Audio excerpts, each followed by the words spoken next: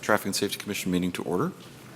I just want to let you know that there is an amended agenda which is reflected online in the agenda that you can access via the calendar item.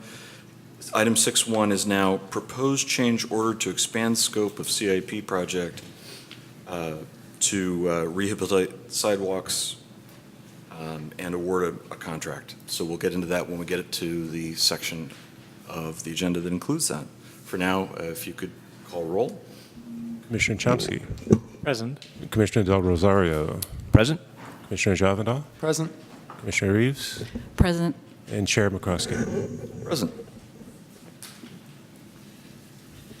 We have 2 minutes to review and approve this evening from the meeting of May 24th. And I believe, Robert, that was the one where you were only here for part of it? Correct, so I'll abstain from the 24th. Right, understood. And then the meeting of June 28th. Does anybody have any comments or corrections? No. Could somebody tender a motion? And they have to be separate. I'll move to approve the May 24th minutes. I'll second that. Seconded. All in favor? Aye. Aye. Abstain? Aye. Opposed? Minutes are approved. Can somebody tender a motion for the June 28th meeting minutes? I'll motion to approve the June 28th draft minutes. Great. I'll second. Thank you, since you were the third of us here. All in favor? Aye. Abstain? Abstain. Abstain. And that takes care of all of us, so the minutes are approved. Now we come to the portion of our meeting when we open up to public comment. This is for items that are not otherwise on the agenda. There will be public comment times for each of the agenda items this evening. So if you have comments on something that's already on the agenda, please save those for that time. Otherwise, we offer 3 minutes each if you wish to make comments. And I think that's about it. I should mention that anything that comes up in public comment this evening can't be acted on by this commission because it's not on the published agenda, but we can agendize it for a future meeting. And as somebody already did, if you're interested in speaking at all this evening, we request that you grab a speaker card in the back and let us know the spelling of your name, perhaps how to pronounce it. That would be helpful. And we'll get you right in the minutes. Is anyone here going to speak for general public comment? I have 2 speaker cards. Great. First is Jeremiah, and the second, Larry Elkers. Hi, good evening. My name is Jeremiah. I'd like to thank you guys for all the improvements on San Pablo. I noticed I lost count after the first 40, 50 pedestrian crossing signs Jeff? for the crosswalks on San Pablo. I've been coming here for a few years trying to figure out how we can get kids from Albany Hill to cross the state highway safely. So I really want to thank you guys for putting up hundreds of signs. So it looks great. Thank you. I appreciate that. Also, they had this construction going on Marin, and I took this off one of the cones. It's saying that due to construction, the crossing guards, Marin and Talbot, will be moved east to Marin and Evelyn. And that's just really far away from the school. I mean, if you're having construction going on, I know this is over with, but if you're having construction going on Cornell and Talbot, that's where you need the crossing guards because there's construction going on. If you move the crossing guard up 2 blocks away from the school, now the crossing guard's away from the construction, but you still have kids crossing on the regular way they walk every single day to school, Cornell and Talbot. And then this sign was actually on Cornell. It wasn't even on Talbot. So, I don't know. And it also says apply to become a school crossing guard, and I did, and nothing ever happened with that. I just got a bunch of red tape. So, you got to take action in the moment if you guys want to do things. Yeah,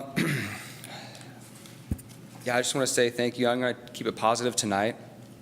I'm looking forward to all the improvements on Solano. One of the things I've been asking for, respectfully, please, is you got hundreds of crosswalk signs for San Pablo.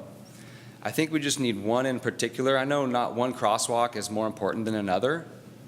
But the crosswalk up by Gordo's, I mean, a lot of people walk and cross Solano on Gordo's, and there's just no pedestrian sign right there. I think if we put a sign there, parents will feel safe to let their kids go to Gordo's and things like that. And just around the schools, especially the elementary schools, Cornell and Talbot, if we could put a speed bump, maybe mid-block. I know there's an old folks home on Cornell, so it takes the ambulance, I think they said 0.9 seconds longer to get there, so they can't put a speed bump on Cornell. But maybe Talbot might be a good idea to put a speed bump on Talbot. I mean, it's a school, just to be safe so cars drive slower. And if we could also get a reduced speed limit around schools, 15 miles an hour, and please work on school zones. Thank you. Thank you. Thank you. We can't generally respond, but the chair notices that the members of the commission do not take responsibility for putting up the signs ourselves. Thank you, guys. Thank you. I'm sorry. Our next. Hi, I'm Larry from United Transmission. We're in the 800 block, San Gabriel Avenue, where the proposed bike lane is. I've asked Jeff several times for some information for Caltrans to contact him, to talk to him about this project, so we could try to work together and get it safe for the kids, the bikes, and keep parking. Like I say, I've asked Jeff a couple times. I haven't heard anything. I know you guys can't comment on it, but I hope you can get to me. I've tried to get through Caltrans. Hopefully I can get something here to talk to him so we can try to be all on the same page and discuss this proposal. We have a lot of seniors and tow trucks and everything that we need those spots out in front. And with lately, the traffic here in Albany, there's been a lot more pedestrians being hit by cars. And if kids are right there on next to the highway, you know, they fall off and fall into the street, I mean, it won't be good. So like our seniors, you know, they can't park way down the street and walk. The handicap, we're trying to make sure we keep it all for the greater part of Albany to keep the seniors and the handicap going too, instead of that make them park down a block or like 2 blocks up on Washington, because there's no parking during the day. I would appreciate, like I say, if we could try to work something together, and even if we need to, like up on Washington, the second block up on the west side of Washington, you have it 90 minutes parking. Nobody parks there all day. I mean, 1 or 2 you see, but before it used to be open all day. Now it's 90 minutes, and it's hard enough. There's no parking in the whole area. So you guys need maybe consider taking that 90-minute section down, because like say if you go eastbound, the second block up on Washington the other way, it's all day. But if you go like say the westbound, the second block up is all 90 minutes. And like I say, nobody parks there all day. It's just we're all fighting trying to find little parking spots. I mean, I try to carpool with my wife every day, so we're not trying to take less cars. My secretary walks. We're just trying to make it better for all the businesses and the residents. Because if they come home, they can't park on their street, they try to park over there, it's 90 minutes, the meter maid, it's gonna tag them. So if we could try to just work something together and talk about this project, I hope Justin will get hold of me so we could try to get a happy medium on this bike lane. Like I say, we're for it, and especially the light going across San Gabriel Avenue, that'd be the best thing that could happen there, because that's a bad intersection. But like I say, most of the Albany Hill moms I've talked to, they'd rather have their kid cross there at the Washington at the light where the burger place is, because the safety, not for them to bike across in front of Mechanics Bake where a lot of people have been hit. Thank you for your guys' time. Thank you. You've been very consistent of coming and speaking. Can I ask you, First of all, we talk about their agenda usually at the end of our meeting, but I think it's our intention to agendize this very intersection in our next couple of meetings. Right. And from talking with staff, I know that they're interested in talking with you. Caltrans tends to let the administration of the project happen at the local level. So I'm figuring that staff is engaging with you directly instead of Right. allowing you to contact Caltrans when you probably won't get a response from them. Actually, I did send a letter off to Caltrans at the beginning of July, and I got a thing back from the director and saying who to talk to, but I want to make sure I'm talking to the right person before I start spinning my wheels that direction. Like I say, Okay. I'm for the project. Let's get the bike lane in there and keep I the got that. buffer. So, Just procedurally, we do have it on our schedule. okay, thank you. Thank you. That's correct. The next meeting is your September 27th meeting is, unless there's a change, but at the moment, we anticipate having a full discussion on this issue. Great. Thank you, guys. Have a great night. Thank you. Anyone else for public general comment this evening? Seeing none, I'll move us on to item 5.1, the monthly police data on collisions and citations.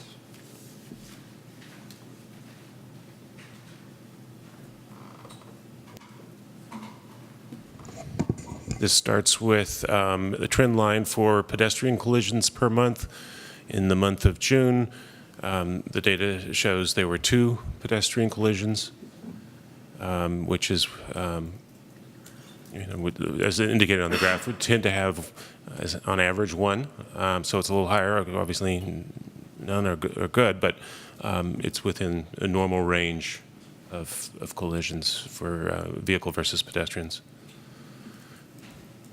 The next slide here is bicycle collisions. And again, in June, there was 1 report of a bicycle collision. These are motor vehicle collisions, and total of 8 motor vehicle collisions that were reported to the police, and 4 of those were injury accidents. And this is the overall rate, as you can see, of vehicle collisions is declining over time, which is nice. The rate of injury collisions is holding about the same. And then this is the number of citations written by the vehicle code types of violations, citations written by the police department, and that continues a trend downward, as is happening in a lot of police departments throughout California.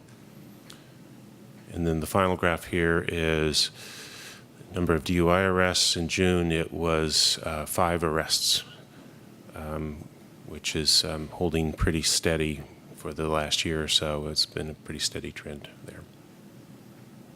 Be happy to answer any questions. Questions from the commission?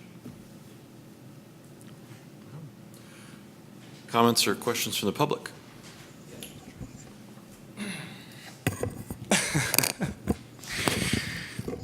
The most recent data you have up there is May 2018. We're in July, and you keep talking about June, and you don't even have June up there. So, I mean, I see all the way on the right there, it says May 2018. I mean, you go back to November 2015 through May 2018, but it's the end of July. You don't have anything for June or July. I think that's a labeling issue. The line seems to go beyond the label there. Yep. That's correct. I'm sorry. The labels are every other month, but the data, the last data point is June.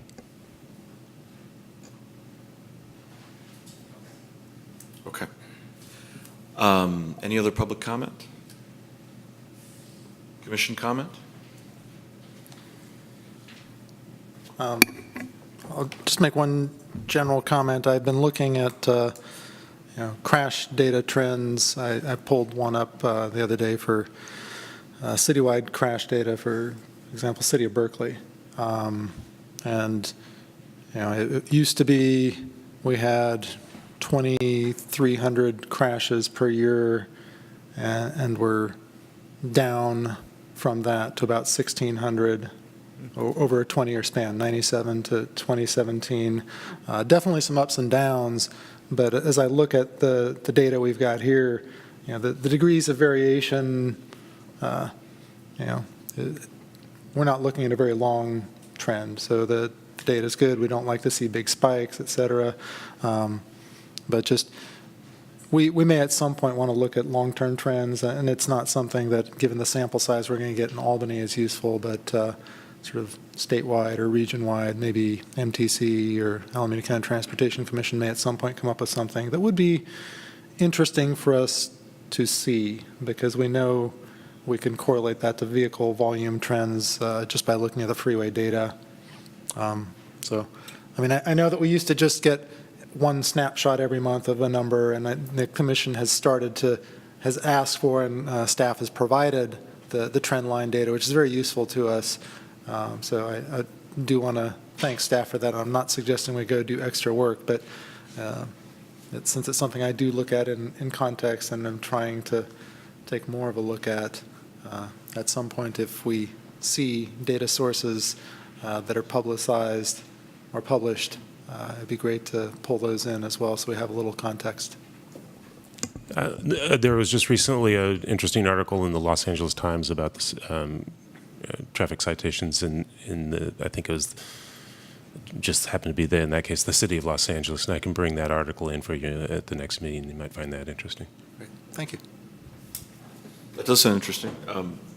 I wonder if there's something you found, one or two sets of data that could give us a contextual trend that you could forward to staff.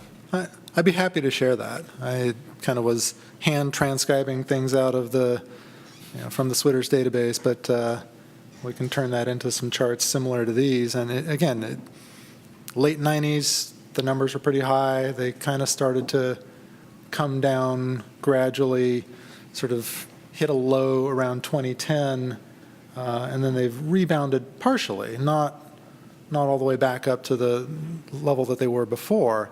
But given that we know the traffic volumes have continued to go up, and we look at other things like the prevalence of everyone walking or driving around with their handheld devices, the distraction levels, looking at those correlations is something that would be useful to us to know, that if we're looking at improving safety, what are the causal effects that we should be seeing if we can tackle so that we reduce the incidence of crashes occurring.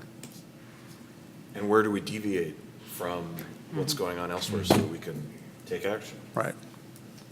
It'd be especially interesting to see any correlation between number of citations and number of collisions. And we've been somewhat concerned on this commission about the general decrease in the number of citations in Albany, and wondering whether that's good news because people are driving better, or bad news because the police department doesn't have as many resources to get out there and enforce as we would wish them to. And it's very hard to tell just looking at the numbers and the trend line. We can see that it's happening, but it's hard to tell what the significance of it is. Though the technology in cars is changing a lot, it makes me wonder if having rear view, whatever those videos are helping and things like that. And I think you're right that Albany is too small a sample set to really answer a lot of those correlation and causation questions. So if you find information that can help us assign meaning to these numbers by relating them to what's going on statewide or nationally, that would be really helpful. Yeah. Thanks. All right. Thank you very much. Let's move on to item number 5.2, the gig car share update.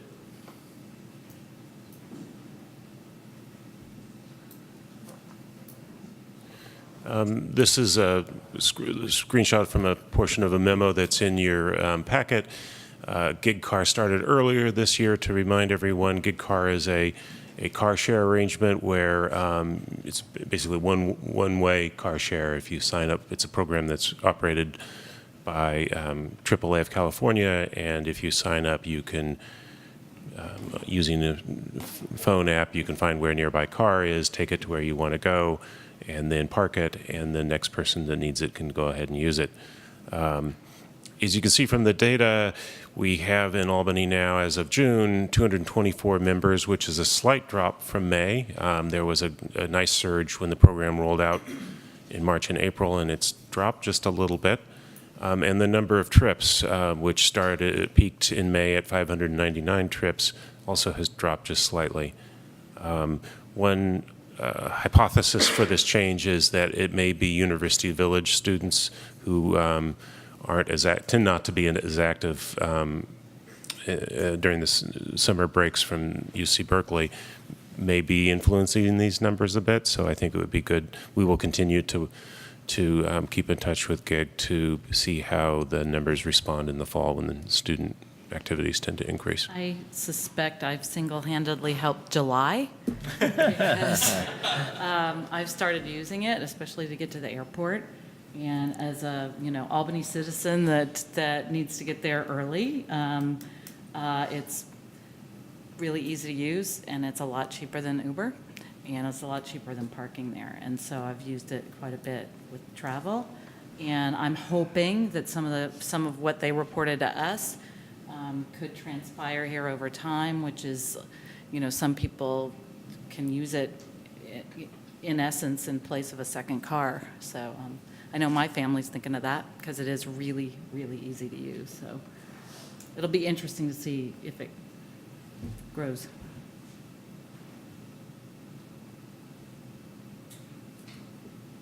And everybody seems to understand it as being Limebike, which is the next one we're talking about. It's the easiest way to understand it. Similar, I guess. Yeah.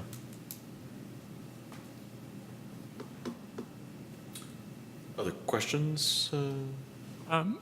So when they talk about, I can understand how the number of members in Albany is calculated, but when they talk about the number of trips, do they mean trips made by people who are Albany members, or trips that begin or end in Albany, or trips that are completely within Albany? Do you know what I believe it's trips that originate or end in originate or end in Albany? But some of Justin them- actually had the direct conversation with him. I'm sorry, I didn't. So some of those trips might have been made by people not living in Another Albany, city. just traveling to Albany and back.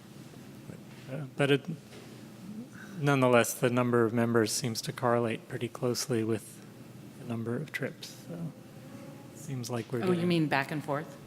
Yeah, I'm just trying to figure out if the trips are being generated by people who live in Albany or people who are visiting Albany, but it seems comparable. I think some of it depends also on where you live in Albany, because, if you're out near the outskirts, the gig cars are all over the place, so you find out where it is, and you might walk over you may into Berkeley or... grab the car from Berkeley. Exactly. But it probably all averages out in the end.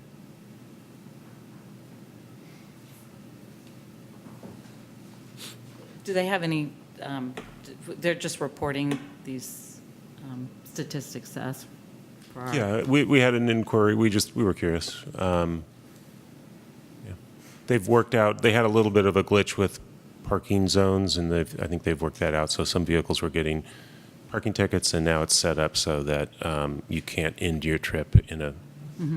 It's properly. It was intended to be set up this way, and there was a glitch, and now it's properly set up so you can't end your trip in a place where you'll get a parking ticket.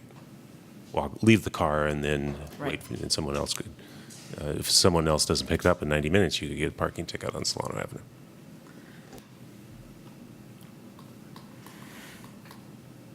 All right. Public comment on this issue? Hearing none, I'll bring it back to the commission for comments and opinions. We're not asked to take any action this evening. All right. Thank you, Jeff. Let's move on to our new agenda item, 6.1, the proposed change order on the sidewalk project. Hi, my name is Razu. I'm the one of the engineers over at Public Works and kind of the sidewalk program manager for right now. And got a little presentation here, but pleased to report that the first phase of the sidewalk repair is well underway, and they're pretty close to finishing that up. And that's why we're coming here with a second round of repairs. We'd like to get a new list approved from you guys, and then we'll move forward with getting them constructed. So it's got a little bit of some old concrete throughout town that I've seen. These aren't necessarily ones that are going to get replaced. I just thought it would be interesting. Yeah. So as far as our meeting, we'll look at some samples of completed work, review the criteria that was approved by the commission for prioritizing repairs, discuss the development of sidewalk repair list for phase 2, take a look at a repair list and map, and review task lists and what the recommendation to council that we're seeking. This is one of the sidewalks that was repaired in the first phase, 1138 Talbot. You can see there they made a nice little curve around the tree, giving a little bit more space for the roots to grow without impacting the new sidewalk. And that's a common design feature that we're incorporating into most of these locations that have been impacted by trees. Another location here, 1151 Portland. You can kind of see before and after. Before, we had some pretty significant sidewalk displacements there, and afterwards we've expanded the tree basin alongside the street, as well as curved the sidewalk out in order to give the tree a little bit more permeable space there. And again, 908 Jackson, a little before and after there. Just to go over what was approved as the prioritization criteria for the first round, and for the most part, we kept this for the second round. Group A was any special access needs. Group B was folks that were on the priority sidewalk network. That's part of the active transportation plans backbone for where they envision that the sidewalk network should be.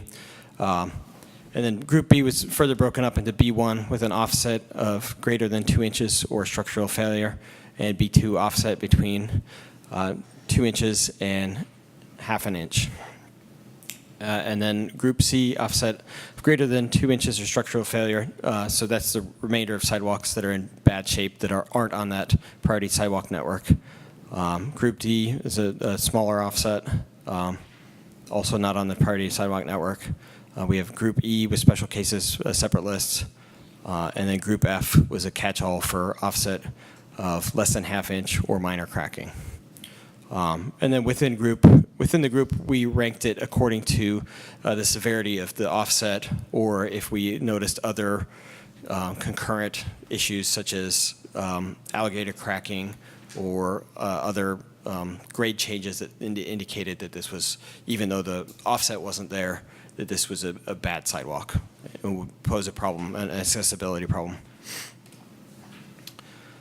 So for this second phase, we looked at over 700 locations from our list. We evaluated and ranked all of those locations, ranked according to the approved criteria.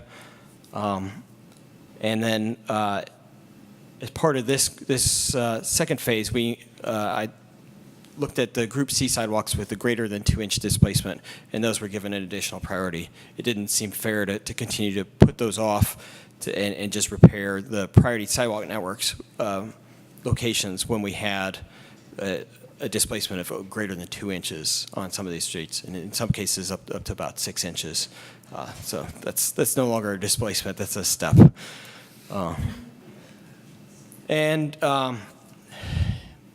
As before, we included lower ranking neighboring sidewalks. So if we were repairing a sidewalk and there was another one that was also on our list that was right next door, or that was noticed when we were developing the plans, that was included as well. Took advantage of designs that were already in the pipeline for a quick turnaround. Wanted to take advantage of our design person had already started working on basically all of them on the list early on, and then we've added to that list as well. Finally, we refined the ranking through field evaluation of the highest ranked, and removed any locations that had been completed since the initial measurements, if they were completed by the city or by a private individual repairing that. Removed locations such as the 600 block of Key Route, where there's a major sewer project that's undergoing there that's going to displace, that's going to break up the sidewalk. We didn't want to be at cross purposes there. And then finally, removed locations with a tree conflict that may require tree removal. As part of our assessment, the city arborist reviewed all the locations and flagged any trees that he thought wouldn't survive a process of digging up the roots and putting a new sidewalk in. We're looking at a separate process for those locations that have a tree conflict and going through the Parks and Recreation Commission to get approval for tree removal if it's indicated.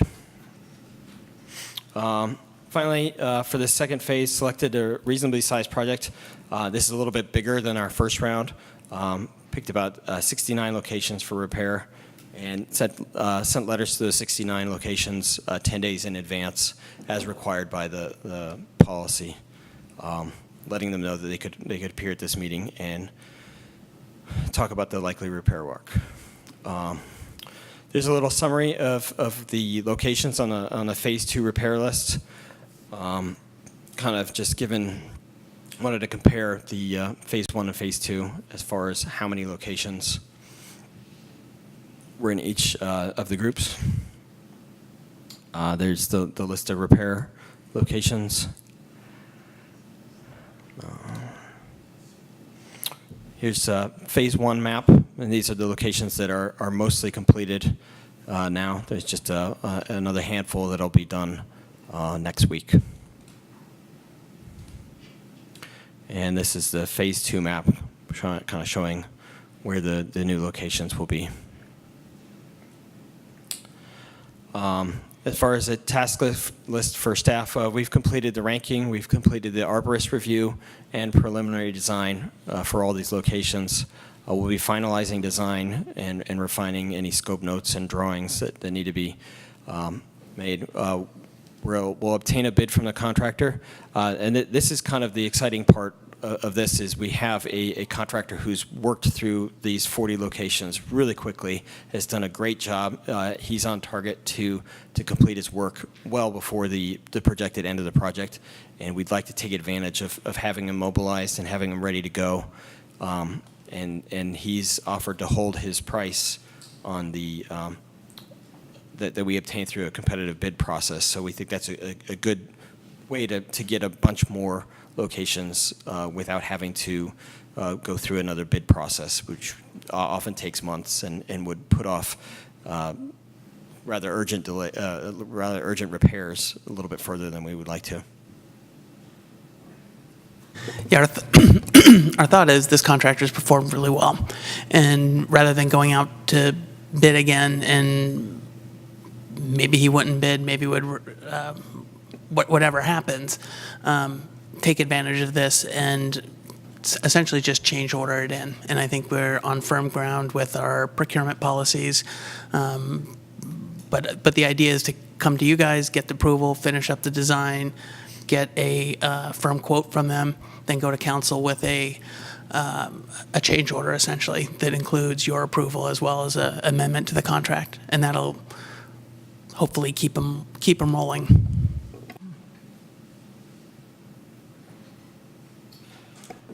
Yeah, and then, so once we've got that approval from council, then we can set them loose to just continue construction. We won't have to be further delays to get things going.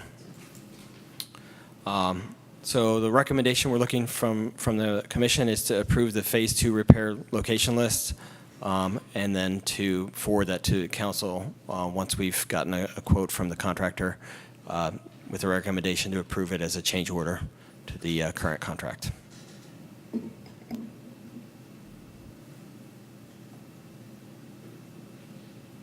Great. Questions from the commission? On the change order, so I'm not familiar with how you bid out the original contract, but did they have like linear costs, materials or labor costs, and will they be the same in the change order? Or, I mean, with the change order, it seems like you just lose a competitive edge, but I know it's a really competitive market right now. It's tough to get contractors. It is a competitive market, and the contractor has agreed to hold their price.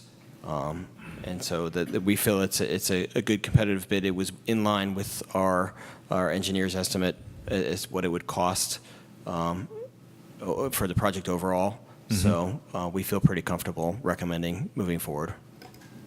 In a moment of how we structured the bid, so we broke each location down to its core elements. So we have a unit price for replacement of the concrete, and that's based on our calculated value, and that includes the removal of the concrete base, stabilizing the base, as well as bringing in mulch and things of that sort. So it's not just concrete, and that was $20 a square foot. We had estimated 25, and I believe the one that was done the first round of this, I think we got a $18 a square foot cost. So I think our cost is very competitive. Our second bid on this, I think, was on the order of $40 per square foot. So significant difference. And then we got, for each location, we identified whether it needed root pruning or a combination of root pruning and crown thinning, and we got a specific quote from they have a certified arborist to perform that work. So the contractor is holding the unit cost on the concrete, and then we're getting a tailored cost for the arborist work, which then we'll review with the work we get, the work we sort of do. So we typically do. So I think we have a competitive price. Yeah. Sounds like it. Okay. I was just curious what the order of magnitude cost estimate is for the change versus what we started with. For the order of magnitude costs? So the first round, we had 40 locations. This round is going to have 69. First round had about 23 trees that were impacted in some way with some sort of work. This round will have something like 70. So you could see that it's not just the additional locations, but also a little bit of the additional tree work is going to drive that. As far as square footage wise, first round had on the order of 6,700 square feet total, and with the change order, we're looking at closer adding on an additional 12,000 square feet. So it is a bigger project. The first project was scaled to give us an opportunity to evaluate, this new program, how well we could reasonably expect a contractor to move around town and be attentive to individual needs, and they've done a great job with that. We've been very pleased and feel comfortable having them take on a bigger bite of the sidewalk apple. And this is, so it sounds like it sounds like the cost then would more than double of the existing. Yes, That's allowable under city rules for a change order. That's what we're going to try to. That's what we're going to try to present. Yeah, I mean, I'm all for expediting, but we'll see. Ideally, we can do that because we would avoid a bid process as well as then going to council, and just thinking of the timeline on that, it would push it out into October. For sure. So this is what we're going to propose, and if that doesn't work, then we'll go through the standard bid process. Yeah. Okay. And what's the name of the contractor again? The contractor is Villalobos and Associates.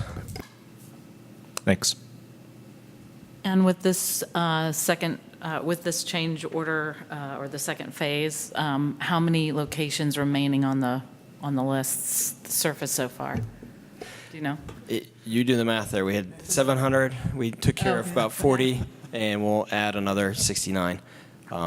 And then, in addition, as a point of information, we are also requesting to do a citywide survey and having a professional contractor who has a systematic way of being able to look at every single sidewalk in the city, and we'll have a consistent measurement that we can then rank again, and that I'm anticipating we'll have way more than 700 at that point. Remind me when you started. So when did the 40 start? Was it? Yeah, it was end of June. Okay. So pretty quick turnaround.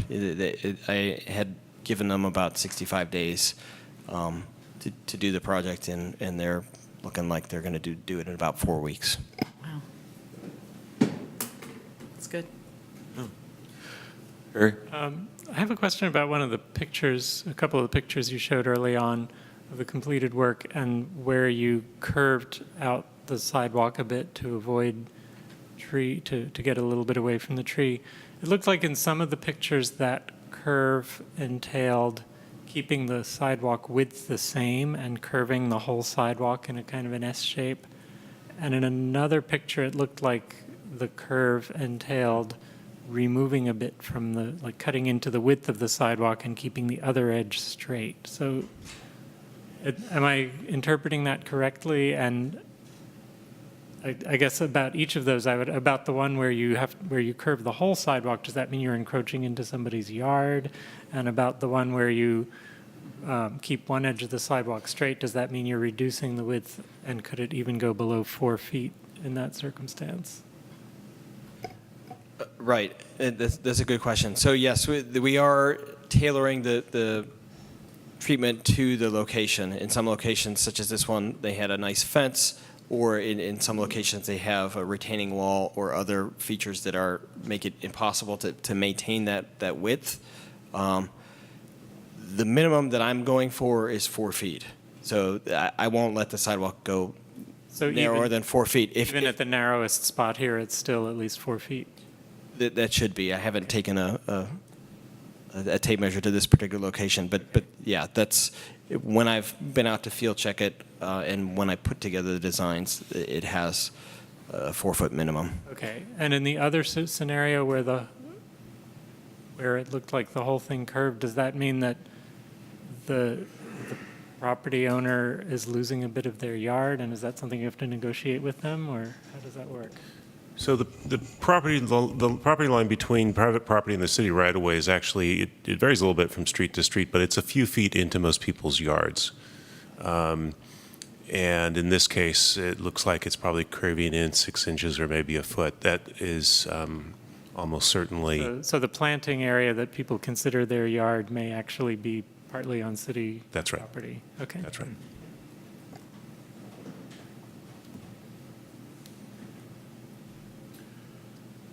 It's a lot of data to digest in the moment.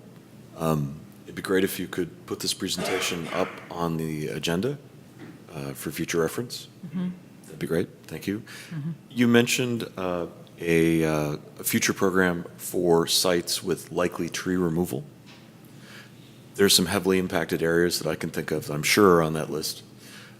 What's your time schedule on that? So that one, we're working with the arborist to actually get his recommendation, and that's it ultimately comes from the arborist's assessment of the health of the tree and where the roots are going, as well as what kind of condition the sidewalk is in. So he'll take a look at and make that recommendation, and then it's got to go before the Parks and Recreation Commission, and I believe they're meeting in September. Yeah, I think that's their next meeting. So we're hoping to have a handful of locations there, and then we can have their approval for the tree removal, take care of that portion of it, and then move forward with the sidewalk replacement. Great. Well, I'm not asking you to publicize that list of tree locations because we don't want anybody to preemptively poison their tree. Want to avoid that. Great. So that sounds like fairly soon. Thank you. At this point, if there are no more questions, or I do have one more question. So if a citizen wanted to know what locations were on the list and where they fall on the priorities, is there a way to have access to that information? We haven't been publicizing that. They can call me and talk to me about whether they're on the list. I'm happy to add them if they're not already on there. Mm-hmm. And I can kind of give most folks a sense of where they are. But it depends on how fresh my data is, mm-hmm. and how if we've done a recent assessment of that property. Okay. So, and then it really depends on how big of a chunk we can pick out for each project. Just kind of projecting forward, it's hard to say beyond, next this one, and then maybe in 1 or 2 down the road for next year, what we're likely to get to. Things change as we get new complaints and so on. One of the issues that came up in the discussions around the tax and the policy was how much time it would take staff to deal with this process once it started. Do you have any idea of how much of your department's time, including yourself, is spent on this project? Well, this is Razu's main assignment, and he's spending most, if not all, of his time on this task. And part of that's because we have such a large backlog, and we're developing the process, and there's just a lot to do right now. Hopefully, when the process starts going, it won't be so staff intensive. But we wanted to make sure that this first round goes off smoothly. So. Okay, great. Any other questions, commissioners? Well, if you have to go back out to bid, have you collected enough information to cut down the timing for going out to bid the next time? Probably not. We would want to, if we're not going to, we would want to finish the design, because I think the more certainty we have in the design it helps the bidding. And it's easier when you're working with someone to develop a quote and developing the designs in parallel. So if we do go for a design, if we go out for bid, we'll have to finish the design, then advertise, and then go to council. And then there's on the flip side of that too, once you award the contract, there's a whole process to ramp up a contractor in terms of getting insurance and all and setting up a relationship of how we're going to work together, and that just takes time. Right. But the actual execution of this first phase went faster than I think that you anticipated, correct? Yeah, much to our surprise and glee. So we're happy to be able to be here to present this, and I don't mind spending all of my time scrambling to try to get this next round going, because I'm excited to see the improvements that have been made, and excited to be able to expand that to more locations throughout the city. Great. Thank you. All right. So with that, I'd like to turn it over to public comment for this item. Jeremiah, would you mind if we mix it up a little bit and let somebody else go first this time? Was there anybody else? Sir? Yeah. Could you please come up to the microphone so we can all hear you? Yes, please. Yeah, we are on TV, and comments from the audience can't be heard at all.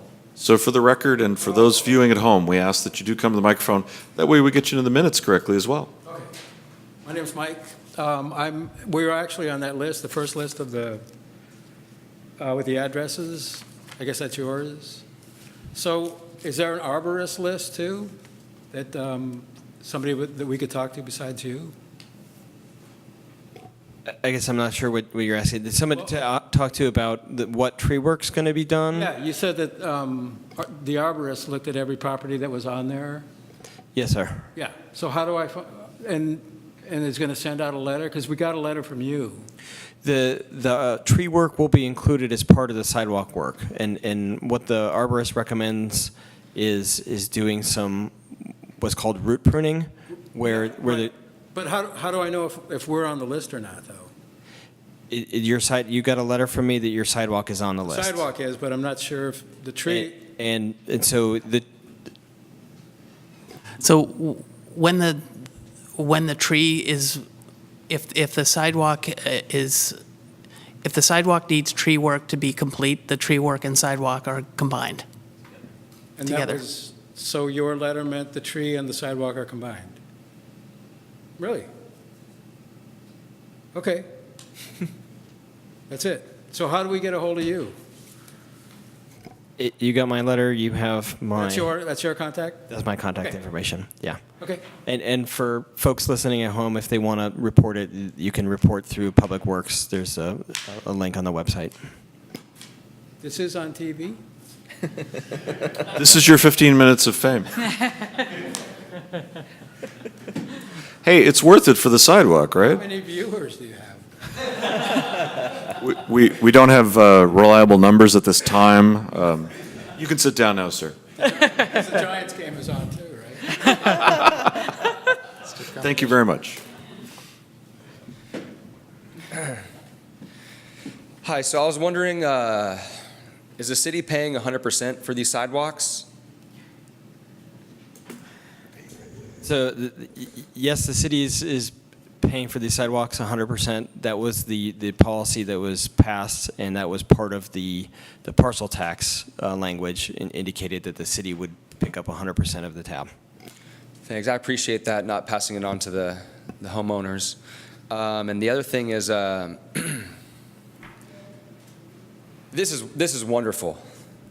What we're doing here is we're fixing all these sidewalks. Do you guys know what the big picture is here? I mean, it may cost $20, $30, $40, $50, maybe even $100,000 to do this. But you know what the big picture is here?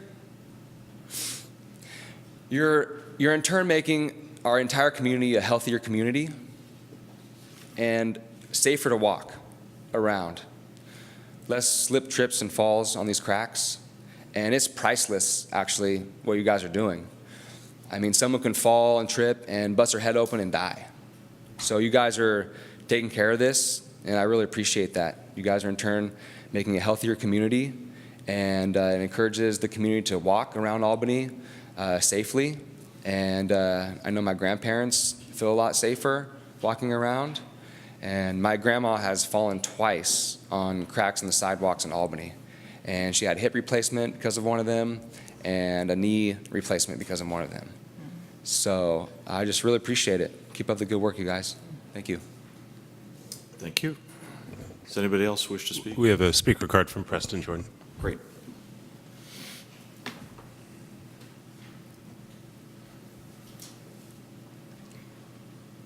Preston Jordan, speaking for Albany Strollers and Rollers. Just super excited to see this happening. It's been 8 years coming, and I want to thank Public Works staff for working with alacrity, and the contract work has been great. Thank Jeremiah for that anecdote, terrible as it is. I was at a school board meeting about a month ago, and somebody came up to me afterwards, yeah, when are they going to start fixing the sidewalks? And they showed me an x-ray of a friend of theirs who had broken their kneecap tripping on a sidewalk. So it's just like absolute carnage out there, and that's just the start of the anecdotes I've heard. And from a cost-benefit perspective, it's like, obviously, it's so cheap to fix these things compared to, I mean, one hip replacement is $150,000. So it's pretty amazing that this hadn't been taken care of before.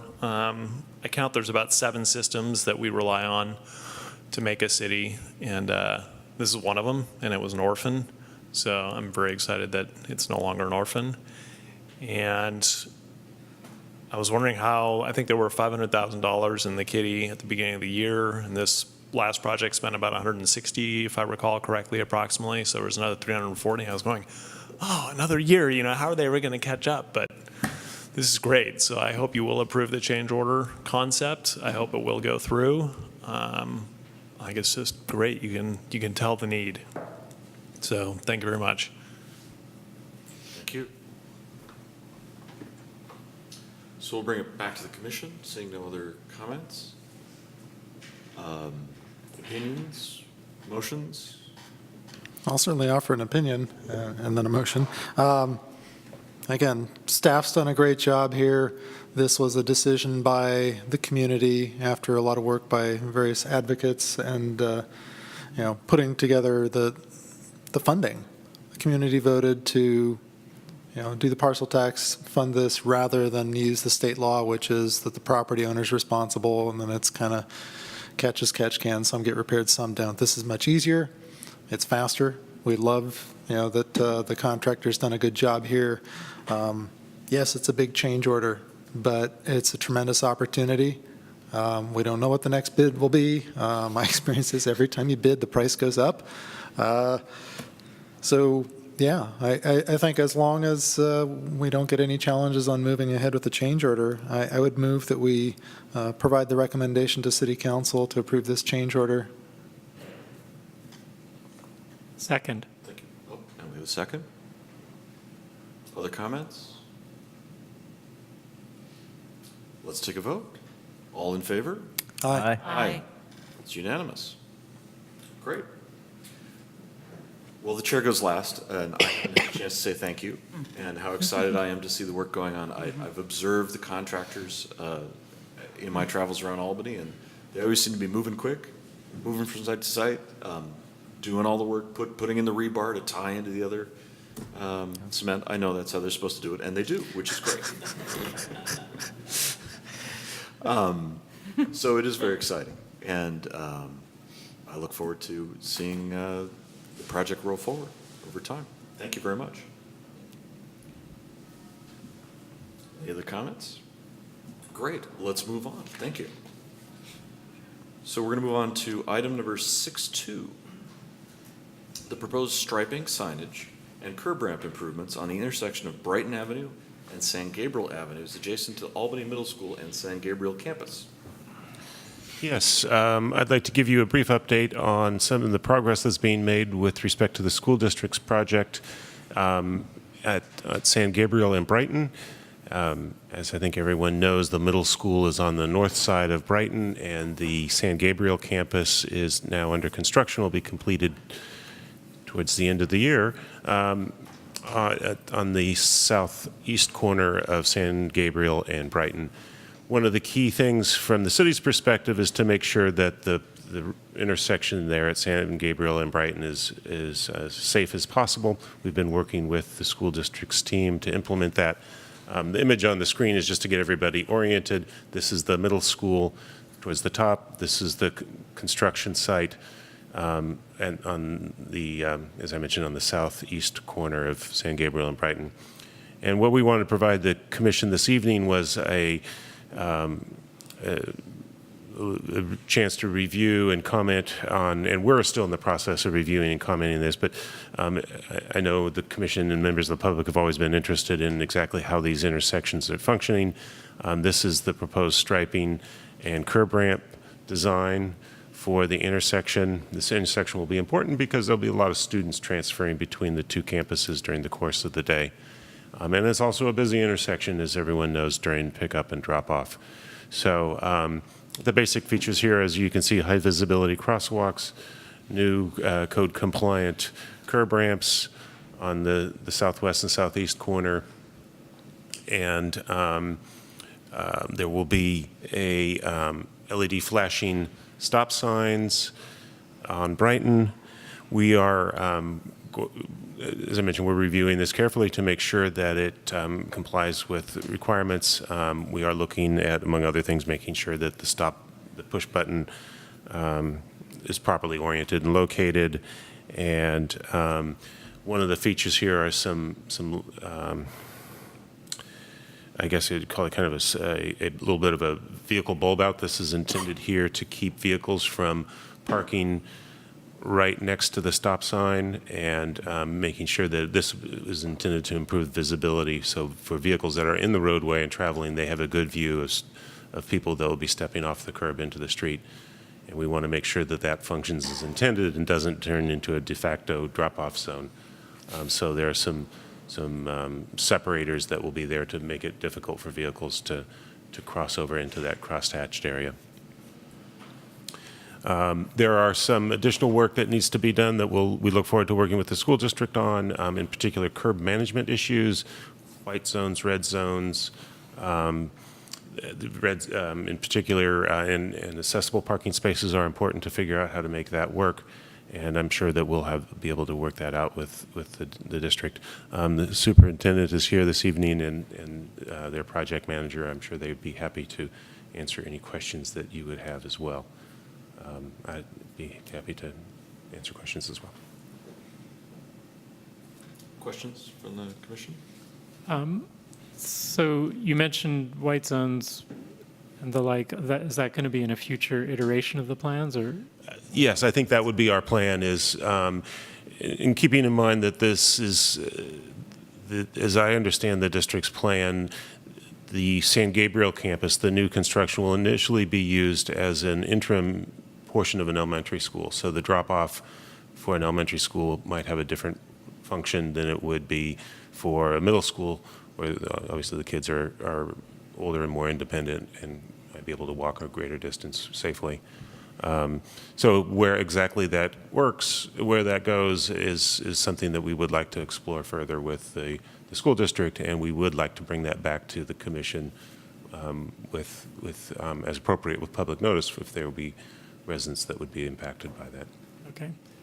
And the flashing stop signs, is the flashing triggered by the push of a button only, and does it just continue for a certain number of seconds after you push the button? I'd have to go back and look how that is. I can show you. Oops. The actual the illustration here is not quite right. There would be a flashing around the edges, flashing LEDs around the edges of the stop sign. This flashing unit here is not actually allowed. So the final decision would be a little bit different, but I think it would be triggered by a pedestrian hitting the push button, but I'd have to double check that. And then I have two questions about those separators that look like bumblebees. Those. Yeah. One is about the dimensions. It looks like in the diagram, the picture shows a red zone of 25 feet on each side of the intersection. And in the past, we've sometimes, and the separator occupying that whole zone, in the past, we've sometimes felt that the near side approach to the intersection needs a longer red zone, and the far side can be a little bit shorter and enable a little bit more curb parking at a place maybe 10, 15 feet from the intersection instead of the full 25. I'm wondering if there's any option to consider that here, or if these separators are just in a fixed size. I think that's a good observation you're making, and we could, I don't see a reason why we couldn't adjust the far side to make, if we get another parking space out of it, that's probably worth reducing the far side separator. So are those separators available in different sizes? Do we know? Well, there's a series of them, so it's not just one big thing. It's a bunch of modules. Yeah, so it's just a matter of placing them along. So you can put them together to make whatever length of curb you want. Exactly. Okay. And the second question about those, what become essentially bulb outs, is we've had some situations in the past where we've installed a bulb out like that, and it's become a hazard for nighttime bicyclists. And I wanted to make sure that the front face of it will be somehow reflective, so that if you're bicycling near the curb at night and approaching this thing, you'll see it well in advance and with enough time to merge into the traffic lane safely and avoid. It's not raised, right? Is it? Is it at street level? The delineators are Yes, they are raised. They would. I think it's a good point that it could be a hazard if it's not well. I don't think it'll be a hazard during school hours, but if anybody happens to be. Height? I think believe so. Okay. It's meant to be high enough that you really wouldn't want to drive your car over it. Or ride your bike over it. Yeah. So Except they're going to put them in the skills park. on purpose. yeah, certain kinds of bikes. You want to at least know that you're going to ride your bike. So would that have to be a feature of the separator that it's reflective on the front, or is that something we could tailor, customize if we need to? I would hope we could find one that is Okay. high visibility, but if not, we'll figure out a way to make it high Isn't that visibility. what the zebra part is? Yeah. It looks, Yeah, it may not looks be. fluorescent, So we but I shouldn't don't know. assume, is what you're saying. I don't know that it is, but that's what it seems like. We'll double check to make sure that that's really adequate for a dark night.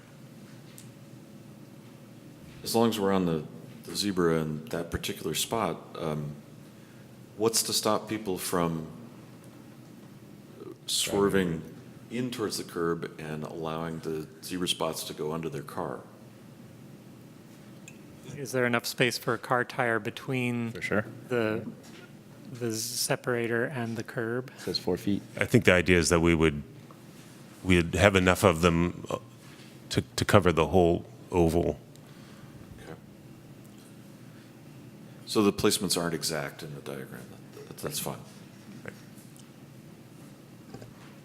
Other questions from the commission? Yes. Just to kind of clarify why we're not doing bulb outs instead of sort of this painted My question. bulb out.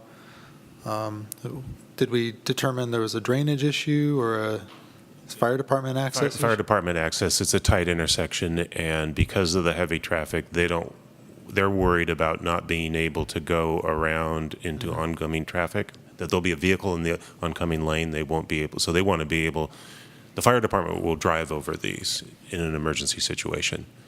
And their tires on the fire engines are large enough to be able to do that. Okay. And then with regards to whether these are retroreflective for visibility at night, assuming a bike has a headlight as it should, we hope. If it doesn't, can we ask for some retroreflective markers to kind of be placed alongside them? Mark is just saying that they are reflective. Okay. I would imagine they would be, but, okay. Has the fire department seen these plans? This set of plans, no, not yet. Have they reviewed the idea of the zebra?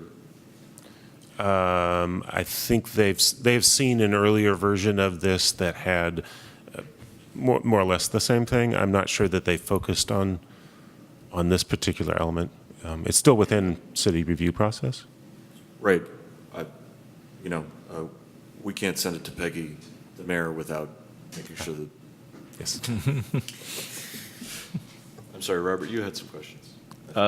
Free covered it. I don't know if there's, just piggybacking on that, is there a solution for a rolled curb bulb out? Is that not a standard that's out there? I don't know if that's possible. Good. Yeah, I mean, Then the fire engines can mount. It does seem like an odd design that you're putting in these bulb outs and where you can actually get some sidewalk extensions to shorten the crossing too. I imagine the superintendent would say this, but I'll say it. I think they're also sensitive to the cost of the project, and this would be something that. Of course. I'm just channeling her. So this is a rolled curb bulb out would be far more expensive. Okay. And then my other question, I know you guys are going to bring back the white curb drop-off and loading zones. Is the primary entrance to the San Gabriel campus, particularly for the temporary elementary school kid use, will that be on San Gabriel?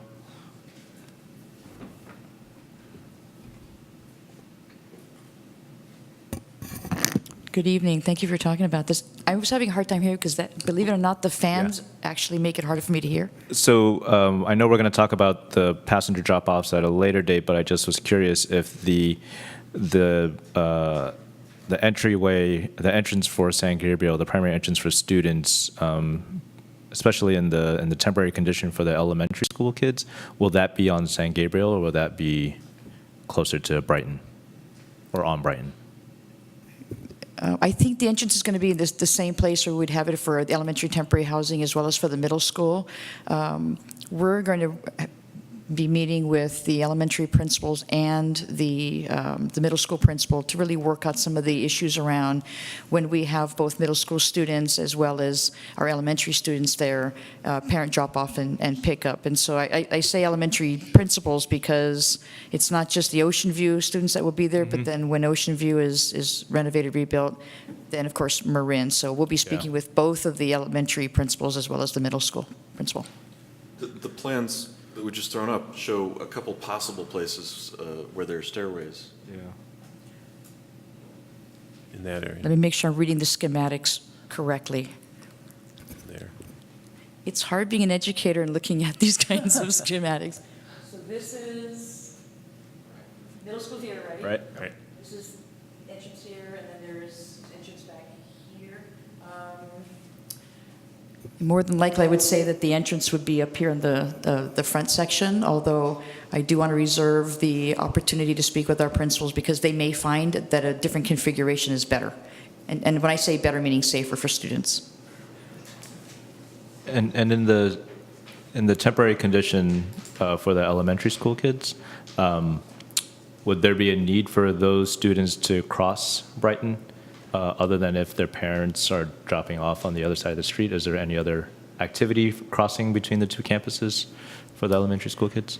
Oh boy, I hate to give you an "it depends" answer, but Okay. I'm really That's gonna fine. I'm gonna have to do that because we do want to, as much as possible, have our elementary students stay on what we're calling the AMS Annex area. However, you know, depending on what the need is. So for right now, if we can make sure that, you know, food, that the students can have lunch there, they can have their recess all in this self-contained area in their play structure, then yes. If there's any kind of outdoor education opportunity, or if there's an opportunity for our elementary and middle school students maybe to have a co-learning experience, it is a possibility that they will be crossing over. So I don't want to eliminate it, but I think we're going to try as much as possible to have, because it's the younger grades that are going to be at the AMS Annex, to really keep them self-contained as much as possible. Thank you. Is there going to be bicycle parking in the annex? We're actually, thank you for asking that question. I'm in contact with the strollers and rollers, not only to work on both the AMS Annex site, but also the high school wing, and also our elementary sites. And so we're really excited to make sure that we continue that partnership with our strollers and rollers. So I think that we'll look at where we could, if possible, put some bike racks on that annex site, but I don't have a guarantee because I'm so glad I have Juan here with us to see. Do we have bicycle rack capabilities? Good evening, Juan Barroso on behalf of Albany Unified School District. So we're looking at that now, and in the temporary condition, the real estate is pretty limited, and so we're trying to accommodate things like play structures, ball walls. So ideally, there will be bike racks in this interim phase, but we are in planning for bike racks to be there in the permanent condition when this is occupied by the middle school students. So a question regarding the drop-off. Has there been any consideration of, while the elementary schools are there, temporarily having San Gabriel be one-way northbound to discourage drop-off on the wrong side of the street? So are you asking that the traffic be one way? Yes. So traffic flow, if it were one-way northbound on San Gabriel, then drop-off would always be on the right-hand side of the street adjacent to the school, ideally, rather than people who came up Brighton, turned right, and then drop their students off on the west side of the street that then would try to cross mid-block potentially. I know we would discourage it, but there's always chaos around school drop-off. So the more we make it kind of foolproof and sort of intuitively work the way we would like it, there's pros and cons, but that's something worth considering. I don't know if anyone has. So I want to make sure I understand what you're asking me. I think you're asking me if we can plan to sort of educate our families to drop off in a particular area. Are you asking, would I love to have the streets be one way during a certain amount of time? Yes. Oh, Have the city convert the street to a one-way street for the duration of the elementary school occupation. My wish list, yes. I think it would be safer for students if we had it during certain hours where it is one way. If I may be so bold as to add, I'm not so sure that that would just be limited to elementary students being there. We may want to consider the fact that I've been on that street quite often and see people running past that stop sign, sometimes not even slowing down. So one way I think would be wonderful, even beyond the elementaries, to have, even for our middle school kids. A wish list?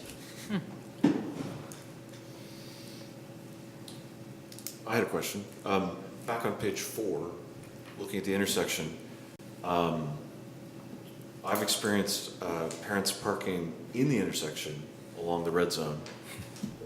Did you give any thought to proposing continuing some treatment to take up that space, like the zebras, to really sort of neck that intersection down so that nobody really can pause there? Somebody parking there really, disturbs visibility and messes with the crosswalks. It is not something that I've personally considered, and more than likely probably it's because I have not seen it or I haven't heard anybody kind of share that concern with me. But now that you bring it up, I think we can, talk about if that has been an issue, that we can look at it. Yeah. Thank you for bringing it up. Are there any other questions from the commission or comments from staff? Thank you.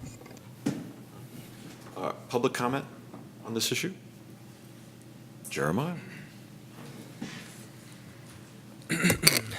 Let's see here. My name is Jeremiah. The flashing LED stoplight, I was wondering if maybe it could just constantly be blinking during school hours or during drop-off and pickup times, so it's just continuously blinking. I don't know if you could set that up, because kids might not always push it. They're in a rush to get to school. They might just, not push the button. So consider, it might be safer for students, to have that constantly blinking during certain times. It's run on solar power, so why not have it blink all the time, right? Also, what color is the high visibility crosswalks going to be?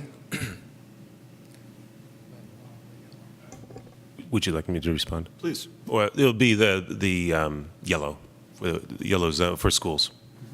High visibility yellow. Is that something we can implement around every single school, for every single crosswalk around the schools? Jeremiah, you're getting past the agenda. Okay. Next thing is, I noticed there's no speed hump on here. Is that something we could put as maybe a speed hump for the school to reduce traffic? And also, what is the speed limit on these streets?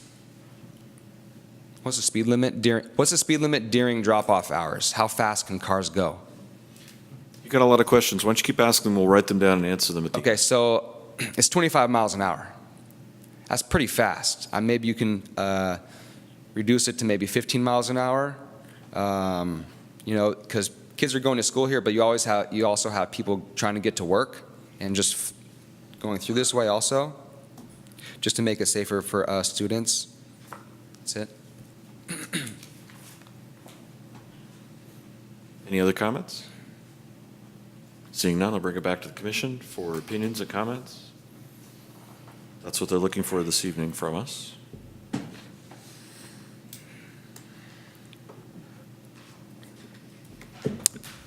I know the costs are an issue, and it is a unique design to see the separators serve as a bulb out. And your bulb out could just have so much more function if it is at the grade of the sidewalk. I know cost is an issue, but if we can look at it and see if it is indeed an issue, that would be useful. It'd be really beneficial, I think, to see that in there. With regard to Jeremiah's comment about the blinking stop sign, I don't know if that can be vehicle actuated versus ped actuated, since every vehicle needs to stop. Mm-hmm. I don't know if that's possible.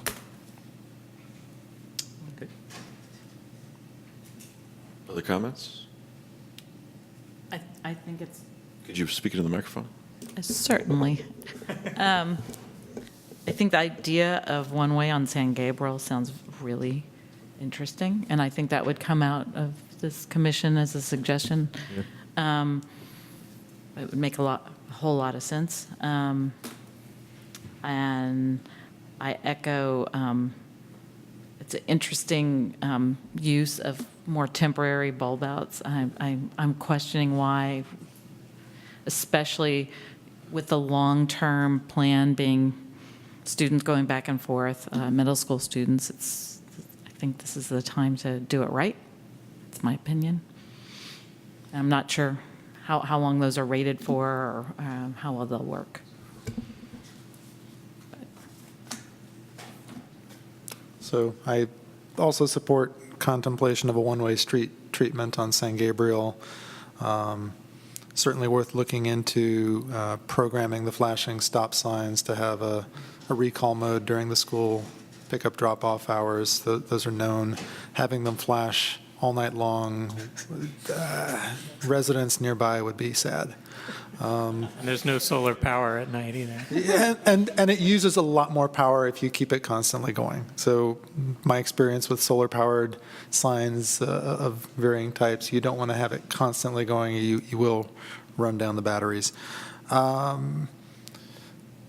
don't want to add a lot of cost to the project with regards to bulb outs, but if it's fire department turning that's the issue, not drainage, a tabletop intersection could solve all of that. So, also Meaning that worth. the entire square area, including all three crosswalks. You lift the entire intersection up to sidewalk height. So you basically take the elevation of the sidewalk, run it straight across the intersection. You've got basically speed table ramps on each approach to the intersection. That's a pretty strong traffic calming treatment. Asphalt? Yeah. So you don't need curb ramps anymore because the sidewalks flow straight out into the street. You do need some kind of delineator, so you might still be using some of these to sort of show where the edge of the sidewalk is and where the street begins. But the whole idea of being able to shorten up the crosswalks, not impact the fire department's access, it could be a very positive thing for the intersection. Having seen how busy it gets during the middle school drop-offs, if we're adding more activity there, it's worth a consideration to see how big a price tag it might have. I think that would change the dynamic on the street in general, and that street really needs a change. I think that's a fantastic idea to consider. Regarding the one-way idea, I also am really intrigued, and I'm not sure if we were talking about having it just become a one-way street through and through, or have it be during certain hours or during certain years. I don't really know all the pros and cons of the various choices, but the one concern it raises for me is speed, because right now we haven't had a question from the public about what's the speed limit on these streets and how fast can cars go, and I think those are two very different questions with very different answers, because as far as I can tell, the fastest you can go right now is about 10. So the speed limit is not really a limiting factor on how cars are driving, it's the congestion. But if the street was made one way, there'd probably still be some congestion. I'm wondering if parts of the street would seem to be wide in a way that they aren't now, and if that would increase vehicle speeds, and if that would work against the goal of safety, additional safety from having everybody dropped off on the correct side. I don't know the answer. I just want to make sure we consider the pros and cons if we go in the direction of thinking about a one-way street.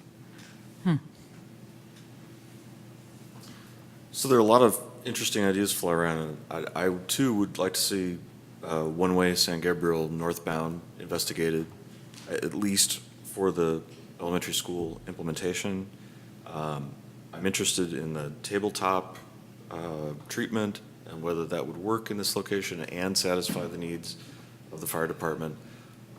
At the same time, I'm also envisioning flow and wondering why I, as a middle schooler, wouldn't cross a calm San Gabriel at the southward doorway because it's attractive. And in the same vein, if I came to the corner and it was a tabletop, what would prevent me from diagonally crossing? So I just want those things to be considered as well. I'm very familiar with the intransigence of middle schoolers, as many of us are, I'm sure. In fact, we all were middle schoolers at one time, so this should not be so foreign. So there's a balance there somewhere, and obviously you can't solve all the problems, but let's keep the users in mind. And we know who they are in the long run. So we talked about covering the red zone in the intersection as a possible help to keep things flowing and visible. I'm not a big fan of continuously blinking the stop signs, because I think people just get tired of seeing those and they just fade them out. And those signs are so useful, and I hate to see people start ignoring them all over. So I think we need to use those judiciously. So with the confusion, Jeremiah, you brought up a speed hump. With the confusion in that area around pickup and drop-off,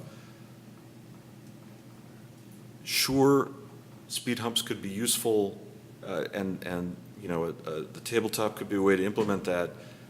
Speed humps away from the intersection where there's no stop sign and speeds aren't really low could be confusing at other times. I just don't know. That's a tough one. I'm not sure we're ready for that one. We certainly haven't done speed surveys that I'm aware of.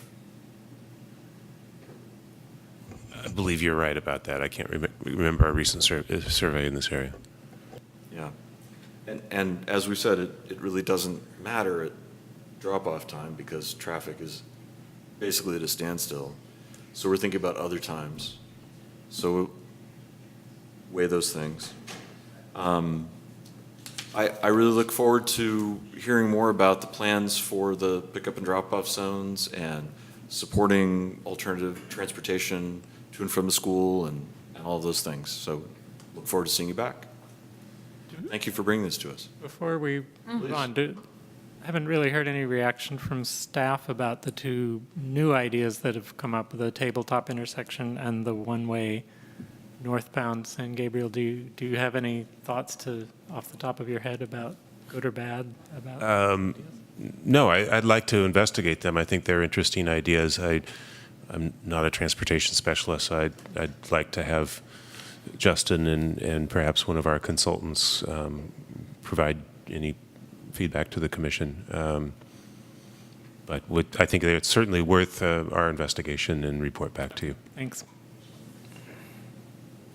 Any other comments? Great. So we've sufficiently provided comments. Yes, thank you. This is terrific. This is exactly what Just we want to make sure. I'm sorry, I was assuming that. You're right. But Jeff would let us know if we had. I think he would. Yes, I think he would. Great. Let's move on to item 6.3. Thank you all for coming tonight. This is a report on Limebike bike operations in the city of Albany.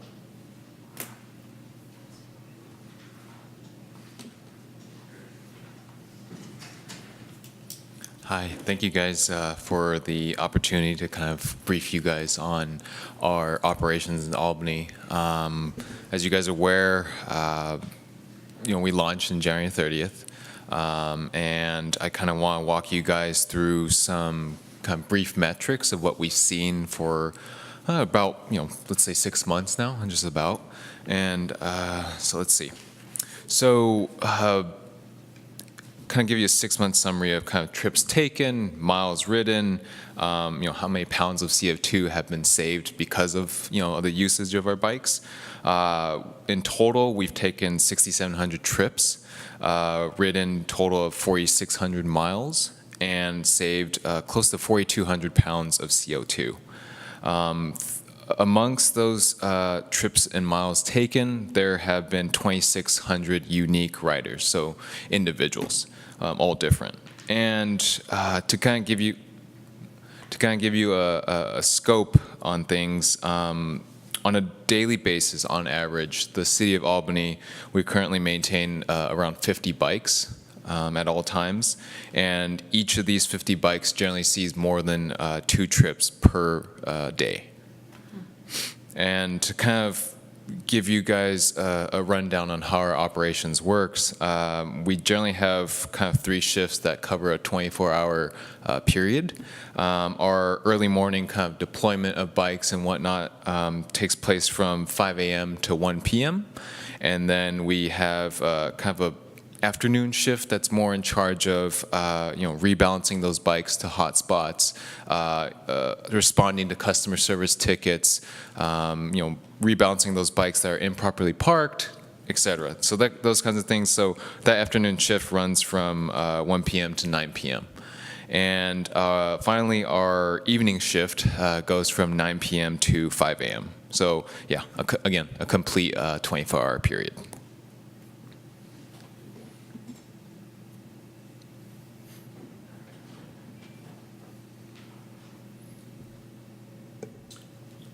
You included a heat map Right. in your. Right. We could probably throw that up. It kind of brings up the question of working within the limits of Berkeley. Yeah. Sorry. No. Okay. Okay. Got it. So we currently see quite a bit of trips kind of ending up in Berkeley. We're doing our best to mitigate that as much as possible. So, for instance, with that afternoon shift, there's one of their primary responsibilities is to sweep up the city of Berkeley and then rebalance it into places we are allowed to operate in. I'm sorry, I'm going to throw out some questions. Are there any places in the city of Berkeley that you can park? For example, like the North Berkeley BART station? Right, so we're currently in the works on finalizing an agreement with BART stations all across the Bay Area to be able to deploy our bikes and have them parked there as well.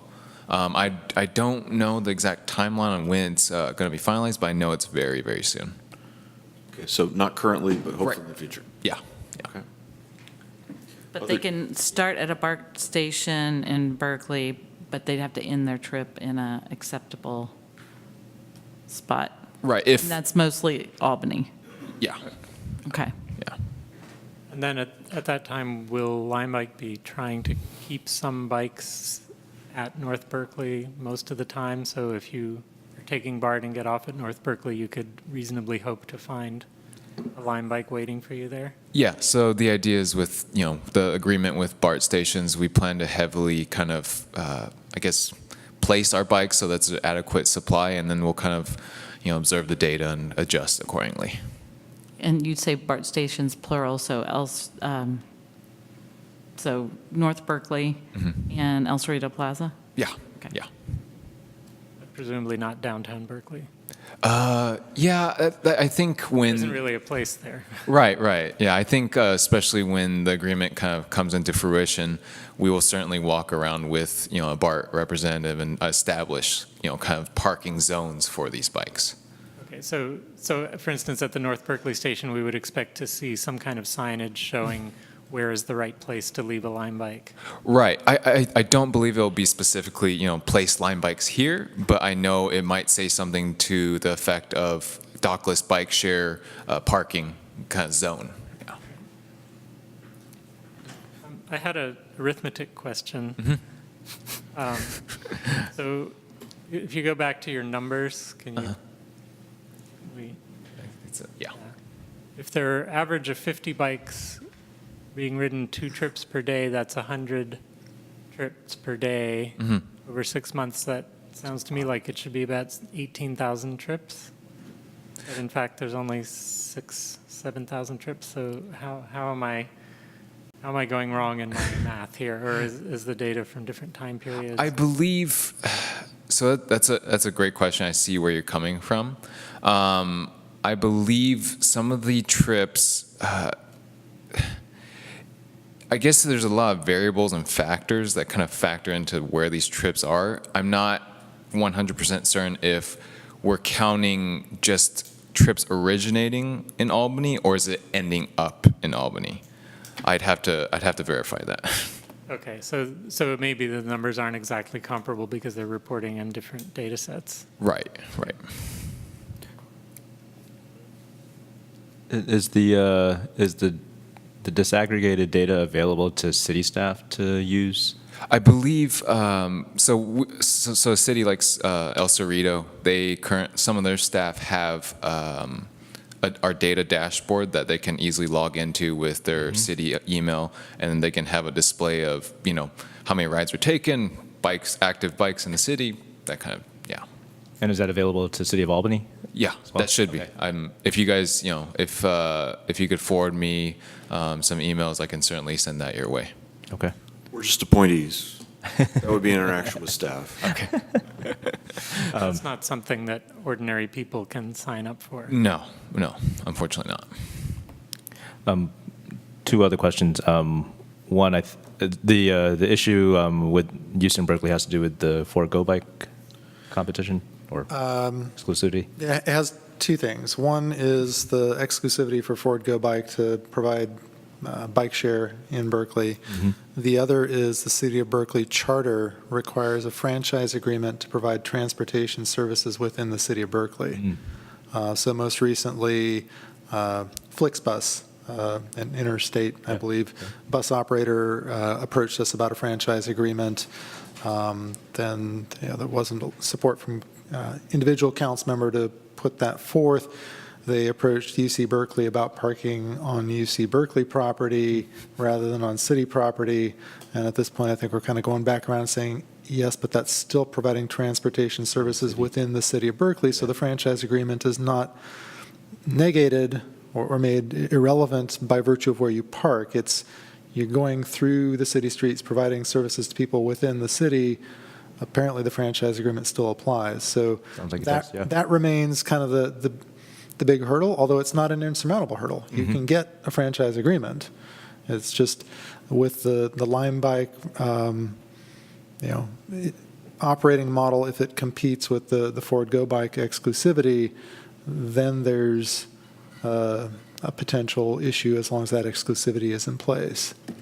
So that's something that, again, the Berkeley City Attorney would have to evaluate the language in a proposal to say, okay, if you propose to operate this way, is it in conflict or not with the exclusivity? And if it's not, then go ahead, get a franchise agreement, and you're good to go. Got it. So. Okay. And then are you guys going to propose scooters in Albany, or are you keeping it at bikes? And is that something that the city would have to weigh in on? As of now, we, generally speaking, for kind of any city, we want to encourage kind of our e-products, as we've seen, in all cities that have, all three products of ours, a multimodal fleet. We have seen ridership of all vehicles increase exponentially, and so we definitely want to be able to propose, e-products into any city. Products meaning electrically powered. Right. And that would be in addition to or replacement of? I guess it'd be in addition if you're increasing demand. It'd be in addition to, yeah. Okay. I want to ask more about the relationship with the City of Berkeley, but I'm not sure if I'm going to get into out of question mode and into discussion. So Ken, please shut me down if I go too far. But what I'd like to know first is if the staff from Limebike and the staff from the City of Berkeley are actively working to try to resolve this apparent conflict, because it feels like a barrier for ordinary users who don't understand why one part of Solano Avenue is okay and one part is not, or why maybe the south side of Solano Avenue is okay and the north side is not. It feels so arbitrary that it. And people have asked questions about what's the basic problem here and how do we solve it, and we get a lot of different answers, and it would be helpful to know if at least the different parties are working on a solution, and I don't need to know every detail about what the solution would entail, whether it's a franchise agreement or what, but it seemed, I'm concerned that there's some kind of barrier in communication here, and I want to see if we can push through that. So by way of answer, there is an ongoing discussion about the e-scooter potential franchise agreement between city staff and Limebike staff. Also, a Berkeley City Council referral to establish a scooter share pilot program for potentially multiple operators. So that's actively going on. So that applies to scooters only? Yes, to the scooters. Okay. There have been discussions about the bikes. I'm not aware of anything actively progressing in that regard. And the problem is that people want to know who to blame. Like, should we be going to Limebike and say, you guys need to figure out a way to operate in Berkeley, or should we be going to the City of Berkeley and say, you guys need to figure out a way to get Limebikes into your town? Or to MTC to say, why did you enter into a 10-year exclusivity agreement with Motivate in the 5 cities? So it would be helpful to I think, to the general public to know. I'm calling you on the word blame. Can you use a different word, please? It would be helpful for the general public to know who to approach with their concerns about this apparent logjam. And it's frustrating I think when people approach the city of Berkeley and they say, it would be fine, but Limebike needs to apply for a permit. And we approach Limebike and they say, we sent in our permit application and we can't get a response. And that's where I feel like there's a breakdown in communication. And people in the public are hearing reports of different versions of why this isn't worked out yet. And the reports are not consistent with each other and don't make sense. And I'm hoping that tonight we can break through that barrier and get a straight answer. Wow, that might be asking a lot. I think you already got some fairly candid comments from our co-commissioner who works in Berkeley around this issue. Right, and it's the question of whether or not the exclusivity clause in the MTC Motivate 5-City Agreement was, the best thing to do or not, and if it's causing issues with regards to even for the city of Berkeley, because part of the city is served and part of the city is kind of beyond the limits of where the stations are located. That's not I suppose you could decide, find out who made the decision and weigh in on whether you thought it was a good decision or not, but it is an existing contract, and the city's not at liberty to just change that. The franchise agreement is an extra layer added on specifically in Berkeley that I don't believe applies in other cities. That is what it is, but the city attorney has said if there's a proposal that says how a different operator believes that they can operate without conflicting with the existing contract, the city attorney would review it and determine whether or not they agreed. But the city's not going to do the work of putting together the proposal, is the way that the city attorney's letter essentially put that. Was you give us a proposal, we'll respond to it. So far, I'm not aware of one that has identified how they would not be in conflict. And maybe I'm missing something because I've got other staff who are working on it too, but. All right, well, that's a helpful start of an answer. So now let me turn it around to Limebike. Do you feel that that's an accurate representation of why Limebike is currently telling people not to park in Berkeley? And is Limebike doing anything to try to come up with a proposal to fix this? So it's a really good question. I myself am more on kind of the operation side of things. And, unfortunately, I know this isn't the answer you're quite looking for. But I know, from what I know with our government relations team in the Bay Area, they have and are actively working with the city of Berkeley to try to kind of push through. We certainly encourage, residents of the city or, surrounding cities to come to their city council and say, we want, accessible kind of transportation, alternative transportation modes. And beyond that, I can't, comment and guarantee that, I'm not misspeaking and, kind of misinterpreting what we've currently done, so. Okay, that's helpful. Thank you. Are there any other questions from members of the commission? And I see at least one public question. I see two. Great.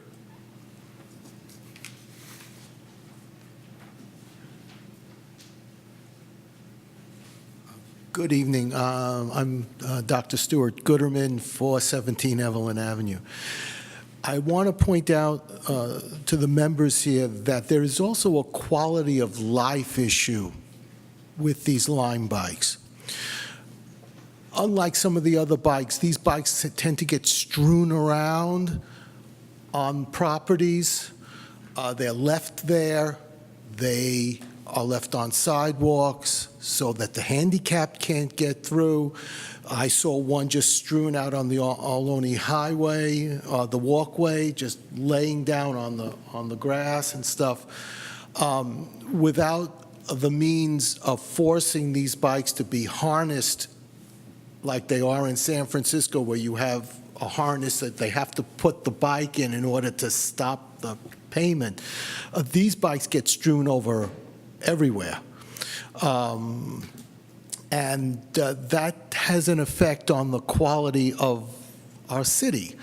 You know, looking at these things, you know, just strewn around on the street is not necessarily the nicest thing people want to see when they're walking down, you know, down our streets.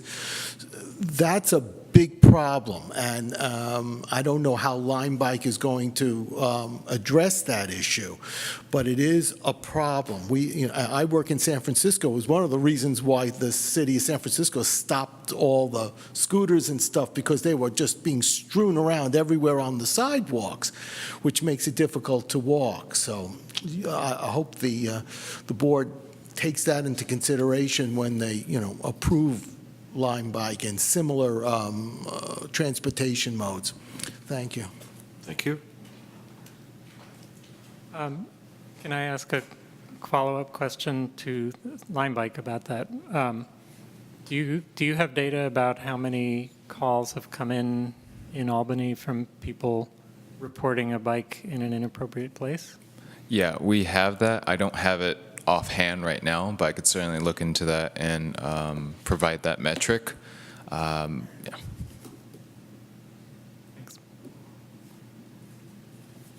We should also ask the city. Yeah. I was about to volunteer that. You haven't. I think we've gotten 2 or 3 calls regarding bikes that are blocking, and it was bikes blocking curb ramps. 2 or 3 in the entire 6-month Yes. period. And then when you get a call like that, is it easy for you to report it to Limebike and have them quickly move it, or do you feel that staff has to take action when? I think in this case we have reported it, and we also encourage people, if they're able-bodied, to move it themselves. It's just a matter of lifting it and moving it a few feet. If that's something that they're comfortable doing, that we don't have any problem with them to do that. But it hasn't been a burden on staff to Not at all. go move these? Okay.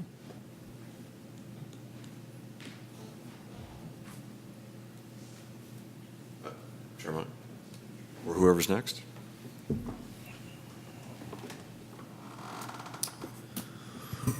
Well, I want to thank Limebike for bringing the system to the city. I know there was some rough startup, but I think it's a great amenity, and it's great to see the usage figures. Obviously, for Albanians, we'd love to be able to ride into Berkeley with it. And one idea that has come up that I hope Limebike will consider, and again, I don't know how this will work with the Motivate contract, but it might be might involve a 3-way negotiation with Motivate, Berkeley, and Limebike, which is to operate, as Dave Campbell, who's the advocacy director for Bike East Bay, put it, operate like the airline industry. So airlines, U.S. domestic airlines can fly to Europe and from Europe, but they can't fly around Europe. Same with flying into the U.S. And so the same thing could happen. You can ride into Berkeley, you can ride out of Berkeley, but you can't ride around within Berkeley. And in that sense, it wouldn't be competing with Motivate, because Motivate, you can't ride out of Berkeley. You got to go to another dock in Berkeley. So they'd be non-competing. As a enforcement mechanism, users of Limebike could be informed through the app that if they do ride from point to point in Berkeley, they're going to get fined, I don't know, $10 the first time, $50 the second time, and that money's going to go to Motivate. So that would motivate to actually agree to this contract amendment. And, it just seems sort of nuts that we have this wall between our cities, particularly because, Berkeley is not even close to meeting its greenhouse pollution reduction goal, and it's just declared a climate emergency. So what does an emergency mean if it doesn't mean you're going to try to actually meet the goal, and this would be part of meeting that goal? So it's, is Berkeley actually going to do something to help out is Limebike actually going to apply? I would hope that this commission would encourage Limebike to put together a proposal to apply. I did attend a Berkeley Transportation Commission meeting, and I thought I heard that the Motivate exclusivity in Berkeley had been shortened as a part of a contract provision, that they had to roll out a certain number of bikes or stations within a certain time period, and they did not make that target. And if they didn't make that target, the penalty was their exclusivity period got reduced. I thought it got reduced to 5 years, but maybe it got reduced from 20 to 10. I don't recall, but it was definitely reduced, and that was stated in that meeting. So that would certainly be something I would hope that you would ask about to find out, and Limebike would ask about to find out. Hope you'll also ask, because my understanding is this was a pilot, and as a pilot, that means it could end. Strollers and rollers would hate to see the service go away. Limebike seems to have really gotten operationalized and got the bikes well positioned each day. So please ask if the pilot's going to end or if the service is going to continue. Thank you. Thank you. Next. Let's see here. I'm trying to talk to this guy as well. So basically, just to let you know that the community of Albany loves riding the bikes. It's kind of hard to look at two different places at the same time. Just look at us and he'll assume you're looking at him too. Okay. So basically, Albany, we love riding bicycles. I know a lot of people prefer the scooter Limebike because it's easier. You don't have to pedal. But people in Albany, we love actually the exercise, and we're trying to be a healthy community. And so if you guys are if you have extra bikes in other cities that other cities don't want the bikes, you guys got all these, they prefer scooters, put all the bicycles in Albany. Just dump them in Albany. We need more bikes. And also, I don't know if you guys offer a student discount to encourage more students to ride. Also, it'd be nice if you guys deployed some on Solano and the BART tracks. That'd be kind of a nice spot to get bikes. Also, I'd like to be a juicer. I mean, once you guys get the electric bikes in here in Albany, I'm not sure if we've approved the business permit for the scooters, because I understand it's 2 different permits. So I hope we can move to approve the permit to get the electric ones in. Also, I think Albany High School would be a great place to deploy Limebikes. High school students, I see Albany High School students riding around on Limebikes all the time. And yep, that's it. Thank you. Any other public comments? Great. Bring it back to the commission. So I do have an answer to the exclusivity period. Berkeley City staff was under the impression that the exclusivity period was shortened because the rate of launch in Berkeley didn't meet the target. We were corrected by MTC staff that the clause in the contract that would shorten that exclusivity period was based on the regional launch. So the launch throughout San Francisco, San Jose, all the other cities did meet the target. So they get the full 10 years, which is, the clock's already started counting, so it's not 10 years from now. But, that is what it is. From my perspective, I think having multiple choices is a good thing. I mean, that's the whole reason we want bike share and scooter share and all these things, is people don't have to just drive or just take transit. You can take the mode that fits. You can, take BART or take AC Transit and then switch to a bike or a scooter to get the last mile, as it said, to your destination that isn't next to the transit stop. So more flexibility, more choices, more operators is something that regionally is, in my opinion, to our benefit.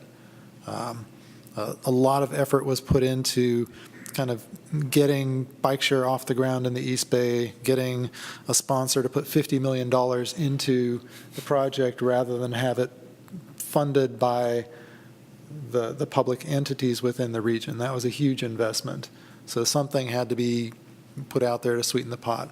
I'm not going to speculate whether that was wise or not. It was why it was done.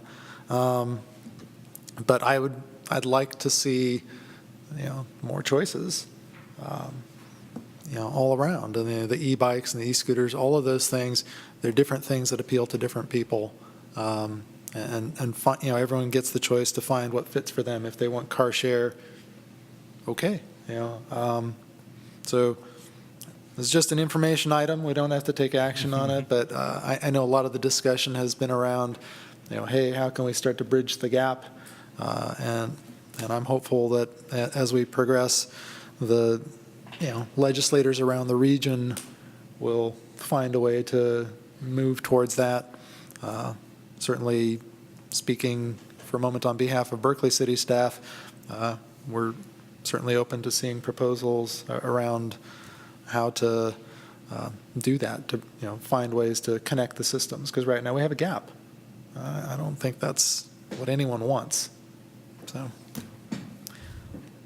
that's it. Thank you. Susan, did you have? Nope, I'm good. How about over here, or Robert? Sorry, the comments sparked a couple other questions. Jeff, if there is going to be an increase in different types of bikes or scooters available, from your perspective, from city staff's perspective, is there going to be any type of permissions that would need to be required for electric motorized scooters or bikes, or is it still going to be the same position that the city will take as with the regular bikes? And then also to Preston's question, are we just continuing with the pilot, or are we pausing or anything like that? Every city is different, so with the regulatory framework that we have in Albany is different than Berkeley. In our case, we don't have any we don't enforce how people park their bikes on city sidewalks, as long as it's, with the exception if it's a public nuisance or it's a danger or something, then we move it. But we don't have any regulatory authority to require an agreement. And we also didn't see any public benefit of trying to create regulatory authority to have an agreement for something that we wanted to help facilitate. So we've taken a kind of a hands-off approach. If it were to have become a big problem and it becomes a public nuisance with lots of complaints, which fortunately we haven't had, then we would treat it as an enforcement issue. We were pretty comfortable that the Limebike professionals would work with us on any of those issues. So we will. My recommendation is that we continue to take the path that we're on, which is to allow users to use it as the kind of the market demands. And if people aren't riding the bikes in Albany, I assume that sooner or later they're going to go away. And the same goes with scooters. If in any other these kind of sharing economy approaches to things, in the transportation world, gig car is another one. Let's see if it works, and assume that the marketplace will move those modes of transportation away if they don't work. So we're happy with not having an agreement in place. We don't think we needed it, and starting out we didn't think we were going to need it, and I think that's proven to be true. We have plenty of other things to work on. Sure. My second comment or also question is related to safety. A lot of young kids use it in Albany. I haven't seen anything too egregious of offenders in Albany, but I work in downtown Oakland, and the scooters are out there, and it's impressive what they can do on scooters on Broadway, in the wrong way of traffic and weaving in and out of cars.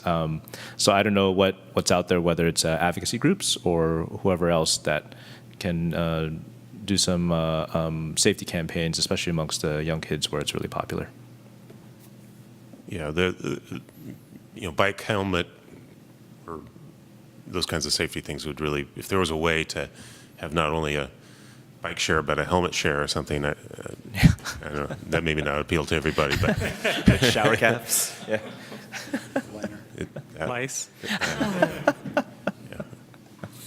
There are some alternatives. There are cardboard helmets that are less expensive. As one use, corrugated cardboard that sort of unwrap over your head, fan out.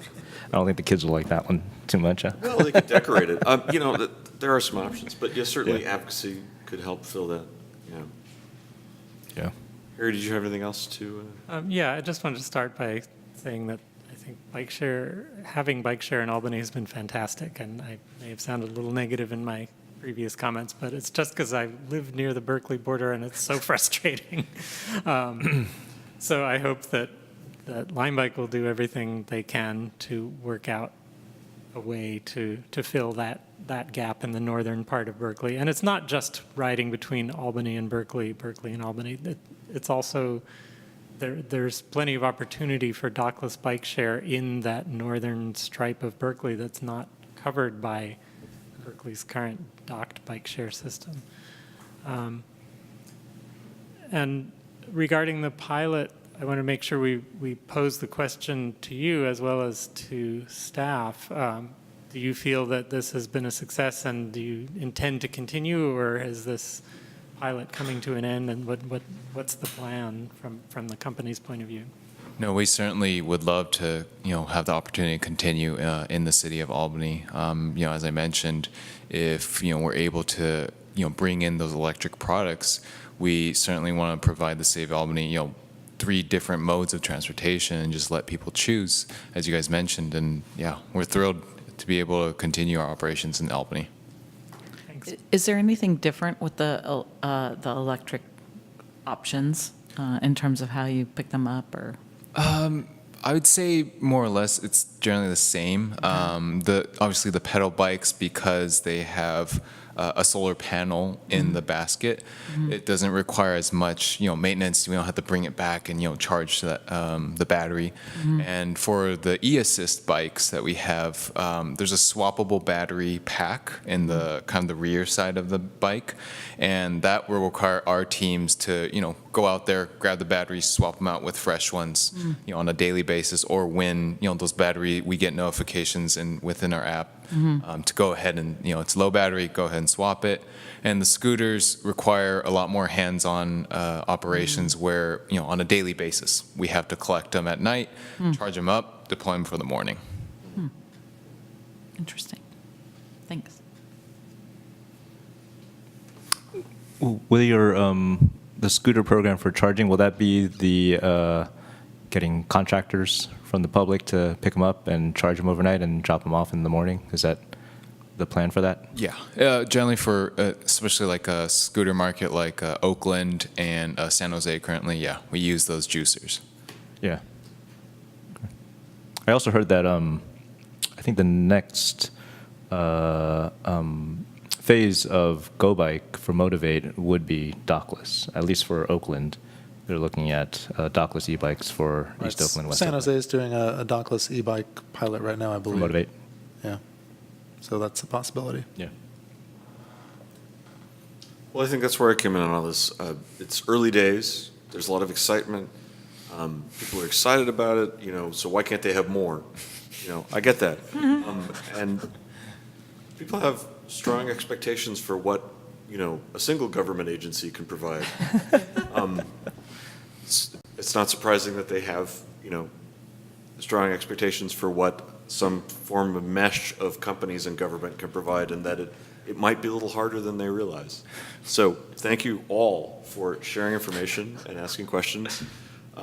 These are early days, and I'd love to see it spread. Hey, can you throw the heat map up again? I'm just fascinated by this kind of thing. I mean, it's marvelous data. And hats off to the person who took the 3-speed Limebike to the top of Albany Hill. That is... And you notice they only did it once. But no, it's really fascinating. So I'm going to spend more time with this. Thank you. Yeah. This is great. I think it says a lot about where we have infrastructure, where we don't. Like, we don't have infrastructure for the Bay Trail over Fleming Point. Right. Which would be a lower summit. Yeah. Which could make that a lot more attractive, and also it connects to Berkeley. But obviously, seeing the bottom of the edge of this map, that doesn't make that much difference. Yeah. The Greenway is a really heavy, solid line. Yeah. There's this weird squiggle through the middle of at the top there through the middle of what I think is the Plaza Shopping Center, which may be people going past the bike racks and Trader Joe's. I don't know. It's fascinating. I mean, there's so many details. So I'll be looking at this a lot. Thanks so much for bringing the data tonight. Yeah. And I think I can speak for all of us when I say that we look forward to seeing what goes on in the future. And we invite those at home to tune in next time when Robert is put on the hot seat for bus share. Thanks again. Thank you, guys. It exists.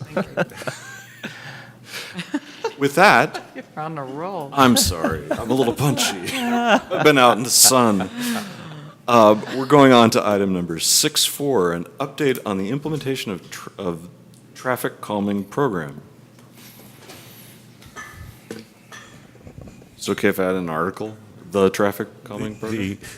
It's my pleasure to introduce to the commission Rashad Hai.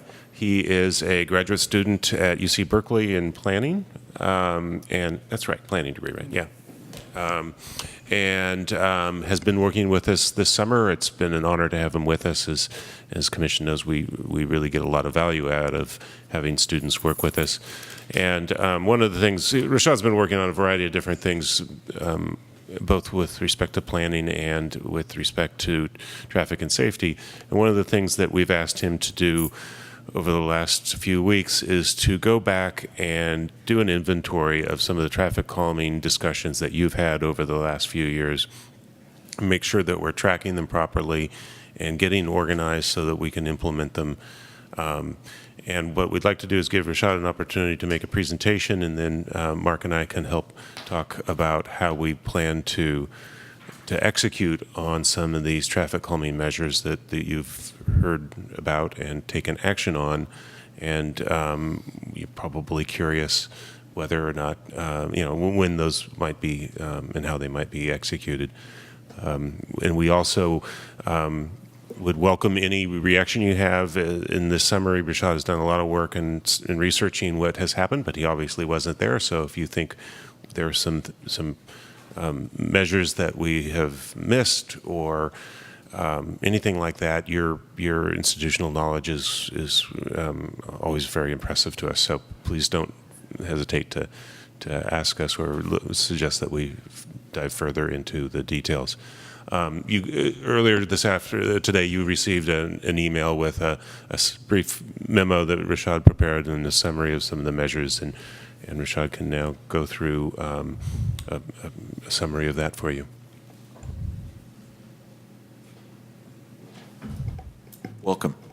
Good evening. It's nice to finally meet you in person after reviewing archives and hours of videos. Oh dear. So this is, I was tasked with looking at traffic calming proposals stretching it back to 2016. And the first couple of ones were the ones that were approved. So we have 900 Peralta, 900 block Peralta, 2 speed humps are to be installed in the coming years. They're part of the general capital improvement projects of traffic calming. The next one is 1,000 block Key Boulevard, 3 speed humps to be installed there. Next one is 500 block of Masonic Avenue, 1 speed hump to be installed there. And then here on 700 block of Carmel, the traffic calming measures to be put there are stop signs, which have been done already, and crosswalks, which have yet to be done, but they're part of a future paving project in the paving project segment of the capital improvements plan. 900 Taylor has a treatment that will be implemented in the 2018 paving project. And 500 blocks of Kane, Stanage, Cornell, Talbot, and Evelyn. These have been installed, and these were added up to 5 speed humps in total. 800 block of Santa Fe is getting pavement markings and bulb outs. And so those were all the ones that were approved for calming measures, and this next slide will have the list of locations that were denied because of lack of speeding, lack of shown speeding in the surveys that were conducted. So 600 block of Canes, 1,000 block of Canes, 600 block of Talbot, and 500 block of San Carlos. And then the other various projects that are being done in Albany that are not part of the general traffic calming plan, but do have aspects of traffic calming measures include Washington Avenue. So this was brought up in the June 2017 Traffic and Safety Commission meeting, and these were the suggestions that were to be implemented. Next one is the Canes Adam Bicycle and Traffic Calming Project. And the last one is the North Albany Traffic Calming one. And so those were all the ones that were mentioned in the last 2 years. And this was just a table breakdown of the various costs that are required when a speed hump is to be installed. These are just rough numbers that we have gotten in working with Public Works. And that concludes my presentation.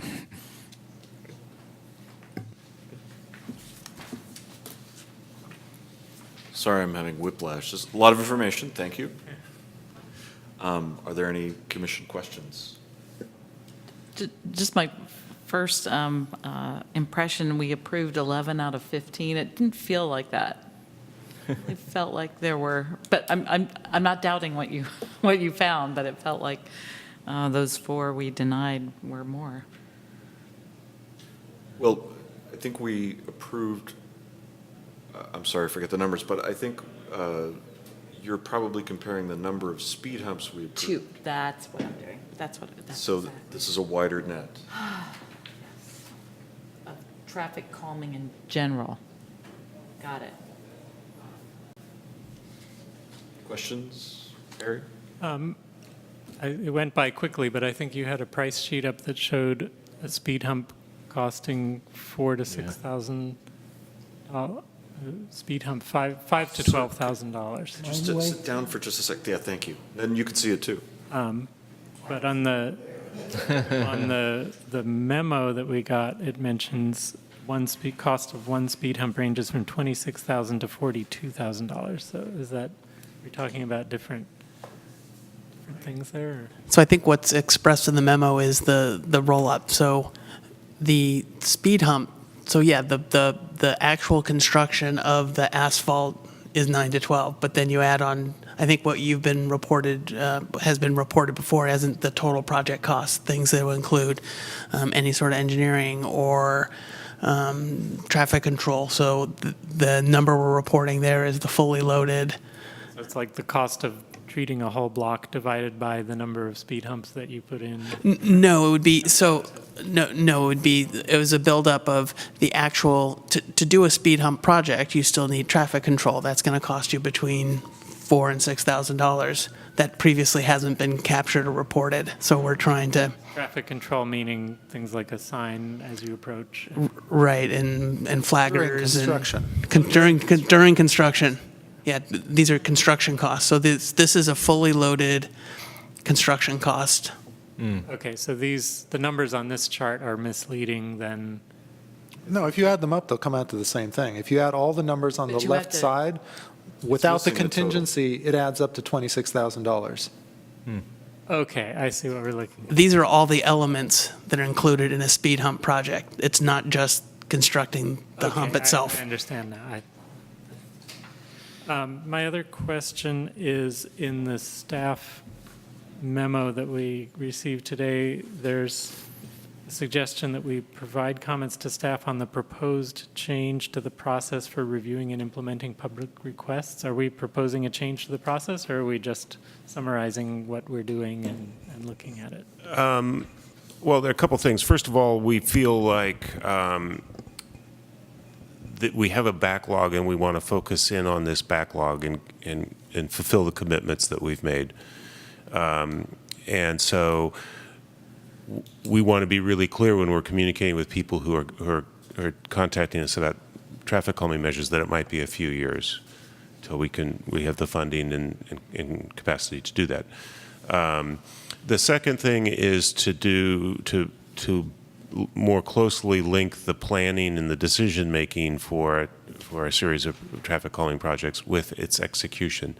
And so that when we do have a discussion, a community can have a pretty good idea, a neighborhood can have a pretty good idea and be able to see in a capital improvement program budget that, okay, it's 2018, you're going to approve it or not now, and if it's approved, then it's going to be executed soon after. So if there's a proposed change, it's more about the way we communicate the outcome to the public, the future to the process to the public of like what happens after it's approved. Right. And we'd also like to bring them to you as a group so that there is a little bit more of a prioritization and comparison. Historically, we've been bringing them to you on an ad hoc basis as we get them. And you've all heard it. Everybody's block is got speeding, and it's got kids, and it's dangerous, and those are all real things. I mean, not to say that's not a really important thing, but if you have a limited resource, you want to be able to compare your options to spend that limited financial resource. And I think by looking at these in more of a group on, say, an annual basis or something, you might be able to help us allocate resources to where the highest priorities. Okay, thanks. So along that same vein, how do you prioritize the projects that are approved and get into the CIP? I think there was a process that came to us, but I just can't recall. So what we've tried to do on the table here is identify some of the so we have a number of execution mechanisms. The newest one we have within the CIP that was just approved in FY19, we have programmatic money set aside annually for traffic calming measures. I think it's $80,000 a year throughout the CIP.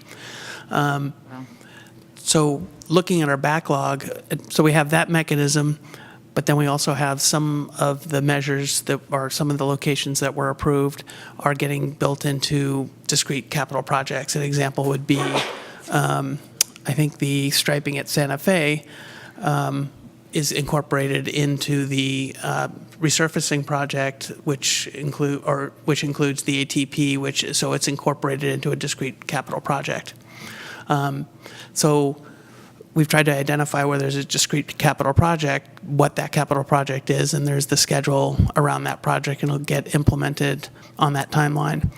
Then that leaves the ones that are going to get funded from the programmatic money. Mm-hmm. And since we have a backlog, my sense is we'd do it, first in, first out. Yeah. We'll just start at the one that was approved first. We'll execute that, then we'll move to the next one, move to the next one. Okay. It would be useful for the table to have maybe that information of project construction start time or project implementation expected time. I think that would be good for the table. Yeah, some of that we're still working all that out right now. So. Sure. Thanks. Other questions? So just maybe you can kind of check my interpretation of something here. If we've got 208,000 to 340,000 of backlog of speed humps and $80,000 a year, that means we've got 2.5 to 4.25 years worth of backlog that we've accumulated in 4 years. So in the 4 years it would take to clear the backlog, we will have demand for another 8 years worth of expenditure. So we are falling behind at basically a rate of almost 100% per year. Correct. So we either need more money or we need to be a little more restrictive in approving. Okay. So, yeah. I just want to be sure that my math kind of made sense. Mm-hmm. You sound like you're getting into opinion. I'm just You're putting the correct. brakes on. Okay. Other questions?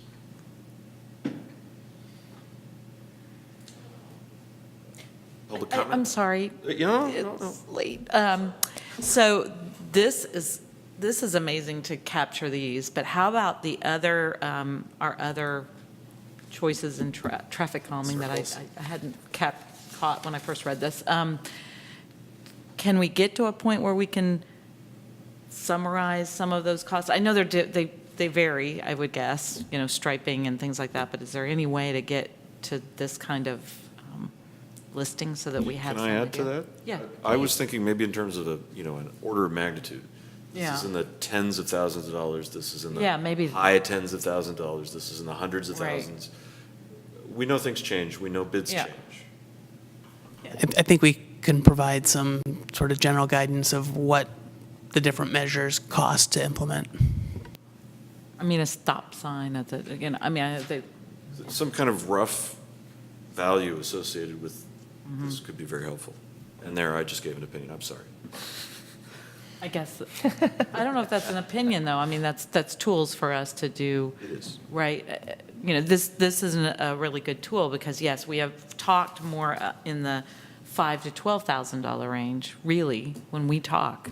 And it's not right because that's what it really costs. Well, let's get to public comment, and then we're out of the gray area. Okay. Yes, sir. Stu Gooderman again. It sounds as if about half of it has been done, of the project, or a quarter, at least a quarter to a half. Is that correct? I would say closer to a quarter. Okay. Has anybody put to mind about the quarter that's done of looking at whether it's been useful in doing that quarter? In other words, has any study been done to see the before and after so that have the speed reduction attempts actually worked, so that if we find out it hasn't worked, why are we going further with the rest of it? Because there's a monetary problem here that's going to, has anything been done in terms of doing a study and seeing whether the effect of the procedures has worked or not? We'll answer that question offline. Okay. Thanks. I just don't want the money being spent. It's not Got the question. Good evening. It's pretty expensive per speed hump. Maybe you guys could get some other bids, another company. I mean, and I don't know. I've been to Home Depot a few months ago and I got an entire pallet full of cement. There were some holes in the bags, but the bags were still intact. I got an entire pallet. It was about 22 bags of cement for 68 cents. So just kind of check to see how resourceful the city can get. A few years ago, I was working with Aleda, getting a sign put on Cornell Avenue from Solano facing Marin. Tried to get school zones, but it's a pedestrian sign. And she said it was about $300 for the sign. She sent me down to Hawkins Signs, and I picked the color out, high visibility, neon green, yellow. So it's pretty expensive for 4 signs, $2,000 to $3,000. Signs at least used to be $300, and a post, I don't know if it's over $200 for a metal pole. Seems like a lot going on: contingency, mobilization, construction engineering. I mean, with that 68 cents at Home Depot, I can, in the middle of the night, just mix up a bag of cement and pour it over the street, and I mean, I'll donate a free, speed hump. It's just really expensive. Please so don't do that. I won't. Well, thank you. But I'm just saying, maybe we can get some new bids on these. It's pretty expensive. And the other thing is the priority. You're talking about the priority where these speed humps are going. Seems like residential streets. What about around schools? Can we make that a priority to put speed bumps around schools? That's it. Thank you. Seeing no other individuals here for public comment, I'm bringing it back to the commission for opinions and requests. This is really, really good information. I've always felt like we do this and we don't have a good accounting for where we are. And when people come, they're very passionate about this topic. And even when we, battle through it and look through it and grant someone, in this case, approval for a speed hump, I don't think they really understand, nor do we, how long it will be before they'll actually see it. And so I think it causes great frustration. I echo the necessity for us to try to measure even after they go in, and not necessarily just measure their street, because usually these things have effects on other streets. And we not only do we put one in one street and then the next street pops up. And so this is really good information, and I understand why these costs are there, because it's not as simple as just cement. The engineering is really important on these things. They need to work. They need to be effective. And so, yeah, some of those costs seem like, but for the most part, it's not as simple as and straightforward as even the dollars we were thinking they were. This is helpful for us to do what we need to do up here, in my opinion. But I would like to have more. I would like to know what the other options that we weigh, when they come up, with these issues on these streets, so we kind of understand the impact to the city. That's my comment. That's my opinion. Who else? Right, well. Just echo what Susan said. Right. Well said, and no need to belabor the point. It's great information, so we can only sort of pick at it a little bit and ask for things to be added. I feel that it will help us strongly prioritize, and there have been times in the recent past when citizen groups have risen up and said, we need this now, and this will help us communicate with them and say, okay, or city council, this is possible, but this might be what we're giving up or delaying that's already been promised. And I think that's important. I think you'll continue to see the Public Works Department work on preparing the capital improvement plan budget to be really important and valuable. We're using it in a more intensive way than we have historically, and so this list will help inform the next draft of that. And we now know exactly what we need to do and how long someone's been waiting, and the city council ultimately can just make I think more informative decisions than they had with the information a couple years ago, where they were just like picking a number out of $80,000 a year sounds about right. Let's go do that. Now they'll know what exactly they're going to be able to execute with that money. I do have another sort of question/comment. So I kind of had questioned where we were with regards to this program in terms of its demand versus resources available to deliver.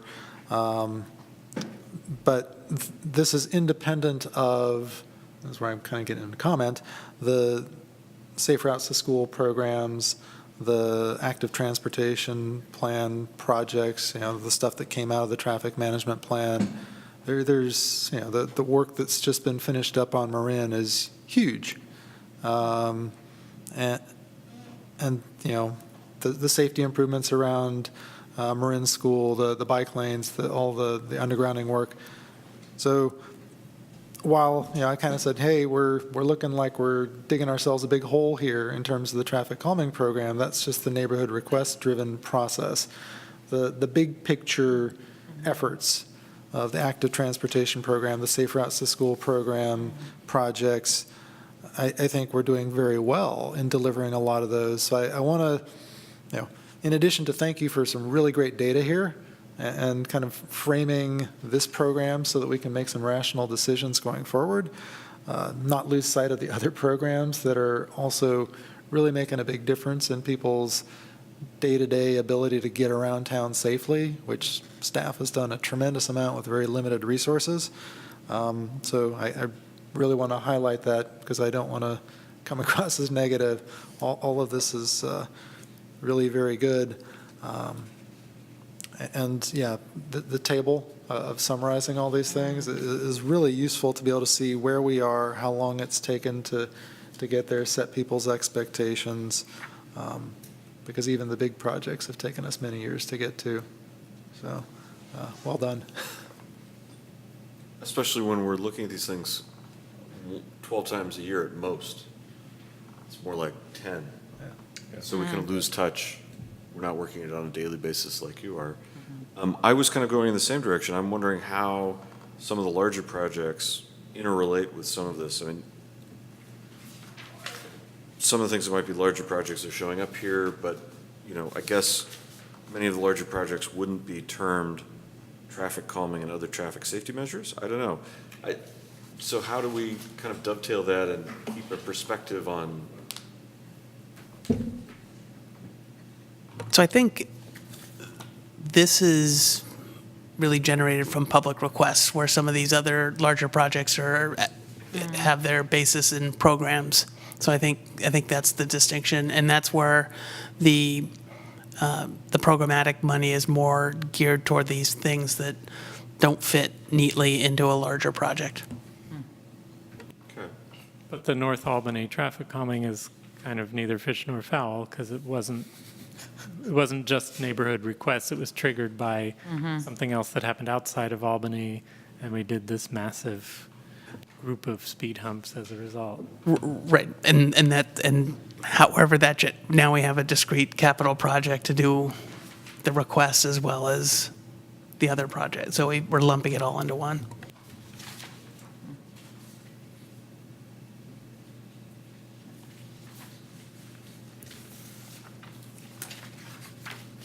Great. Any last comments? Thank you, Rashad. Sorry. Appreciate it. And did you really watch all those videos? Really? Oh. Can you at least index them at all? Or did you have to watch through the whole thing? I skipped to the... Okay, good. Good. More power to you. Even then, a lot of it would go on for a while. I know. Yes, we know. Yes. We were here. Many of us. More power to you. Thank you for doing that. Great.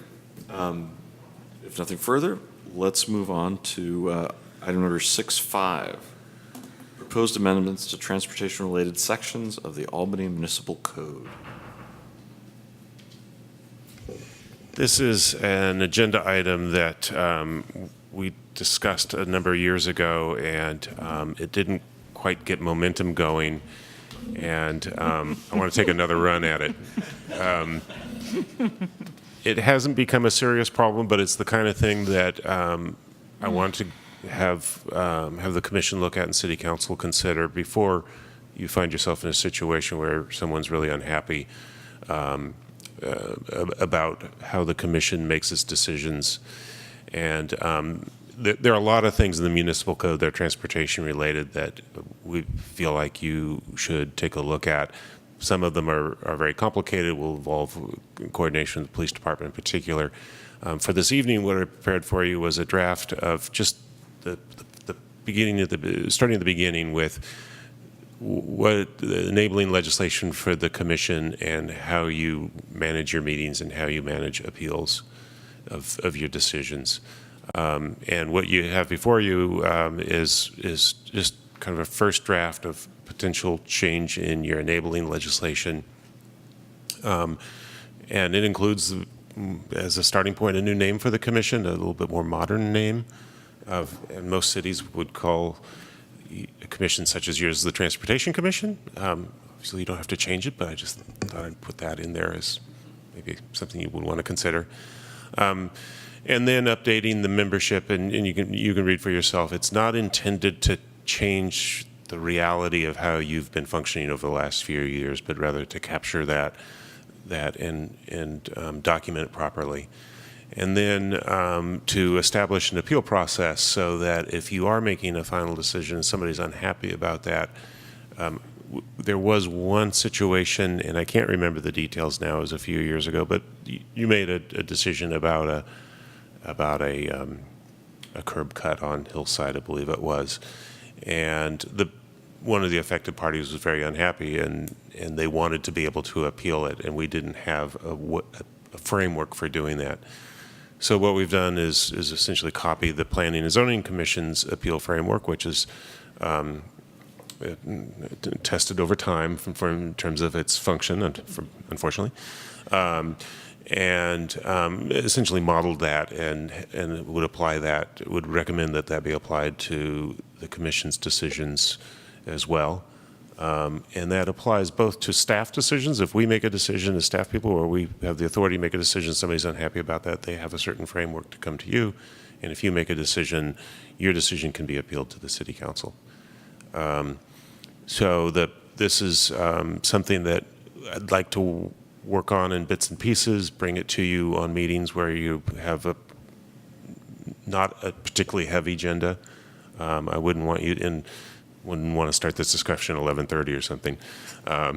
You wouldn't let me, I'm sure. But it is something that I think you should consider and work towards a package of ordinances, or one single comprehensive ordinance that goes to the City Council at some point in the next year or two. Be happy to maybe pause here and see if you have any questions.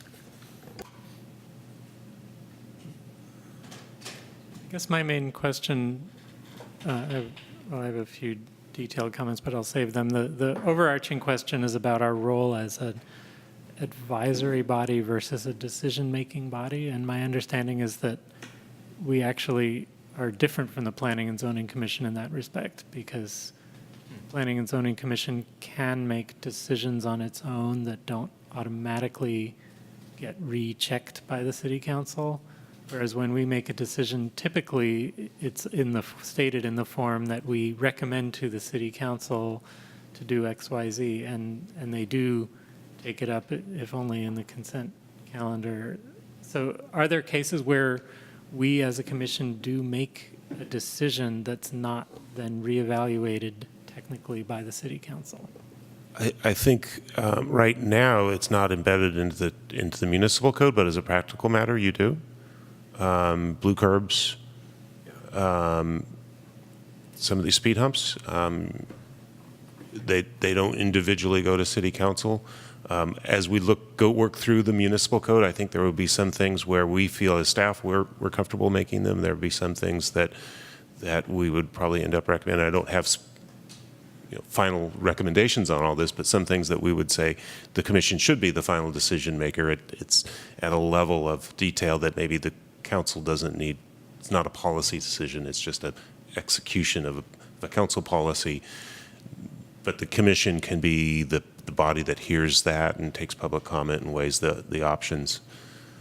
So I think they're probably I'm sorry, it's a long answer to your question. I think there will be some things where you will be the decision-making body. And so we might want to change the language in this draft. Okay, I was somehow under the impression that we didn't even really have the capability to be a decision-making body because of the way we're defined.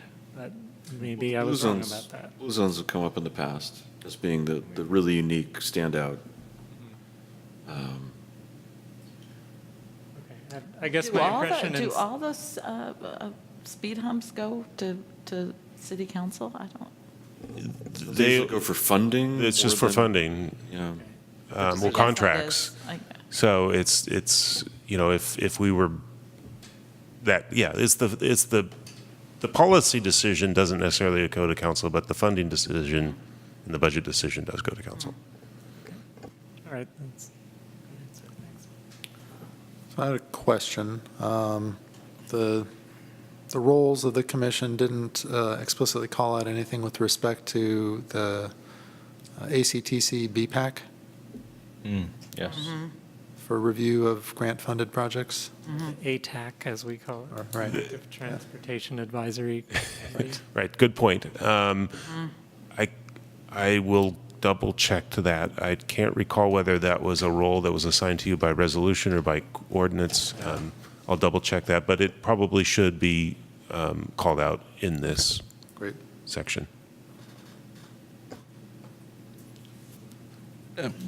Question, Jeff, related to transportation, are there any, does staff have authority to make any type of actions on its own? And is there a delineation of that between staff and the commission? When you get into the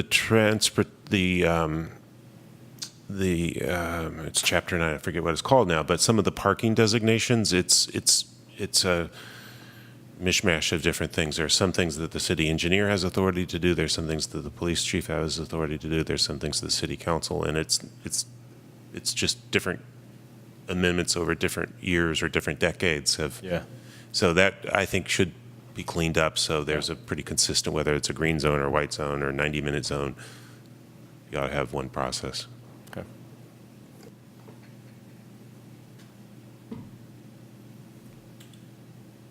So tonight, you're asking that we recommend altering section 2-20, composition and procedures. If maybe I could refine this a little, my recommendation a little bit. I think what we want to do is bring it to you in digestible pieces. So if you have comments on this, and provide us comments so it gets to the point where you feel like you're done with this section. And when we get enough of it together that it's a piece that the city council could take action on, I don't know that you need to vote tonight to make a final recommendation on this section, but your feedback on it tonight so that you don't have to revisit it again. Unless, of course, you want to. You find some inconsistencies later on that brings you back to it. But the basic idea is to kind of work through this part of it tonight, if possible. Okay. Again, there's no compelling urgency to it other than just needs to be done. It needs to be done. Yeah. Mm-hmm. Yeah.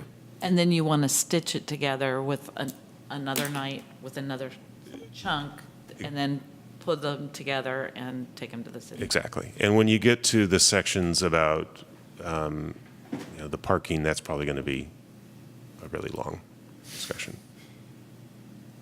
Okay, just for form's sake, any more questions about the process or the content? Public comment?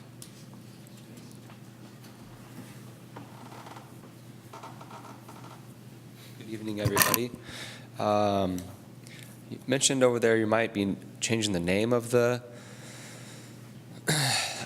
Remember I suggested a little while ago that you guys could change the name to Safety and Traffic, because safety comes first. Kind of seems like safety's last, safety should be the priority. Safety, you see signs everywhere, safety first. But it's kind of like safety's last, and may not technically be that way, but that's what it is in black and white, and that's what it is in writing. Safety is last. I just really think that safety does come first. I've missed a few meetings. Been back to work. I'm a longshoreman at the Port of Oakland, and safety first is a big priority. And they want us to move cargo as fast as possible so that companies can make money. But safety first. So it's a big thing. And also, with this revision of the municipal code, please consider school zones as part of their revision. I've been really suggesting, positively suggesting to add school zones to the municipal code book. That way we can have a reduced speed around our schools. That way it can be safer. I think that's priority. I think that should come first. So please consider the implementation of adding school zones in the municipal code book. Please and thank you. Thank you. Thank you. Okay, we'll bring it back to the commission. Further comments?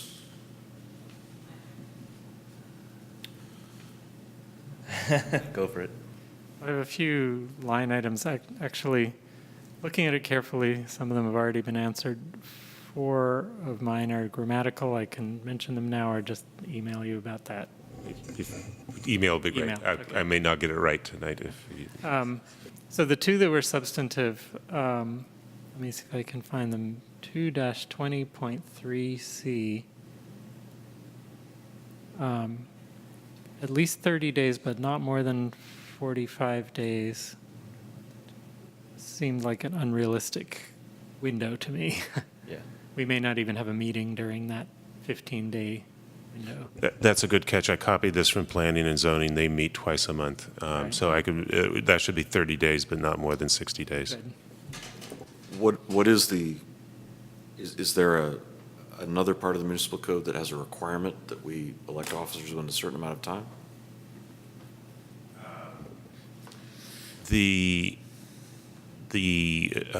I think there's I think it's called the Procedures, Council and Commission Procedures Guide, I believe has generally some language about selecting annually. This language was paraphrased out of the Planning and Zoning Commission because they've to just kind of build a little bit more structure into it. So what is the start date? Yeah, is it? The annual city council reorganization, what date does that That's technically happen? when the council members are re-sworn in, or new council members are sworn in after the election is certified, and the mayor That is. happens in December then? I think it usually happens in December, that's right. December. Okay, I do remember there was one time when We went a long time. I was absent from the January meeting and the commission generously postponed voting on the chair until February so that we could all be here for the election of the chair. And I don't necessarily want to suggest we should always do that if someone's absent in January, but it was done on my behalf. And if we want to continue doing that for people in general, then we would need a even longer window perhaps. We could add some language, something to the effect of, where practical or Okay. yeah, I'll work on, that's a good point. And I do think it's a good practice to have the full commission, if possible, make decisions about chairs and vice chairs. My other item was 2-20.4A.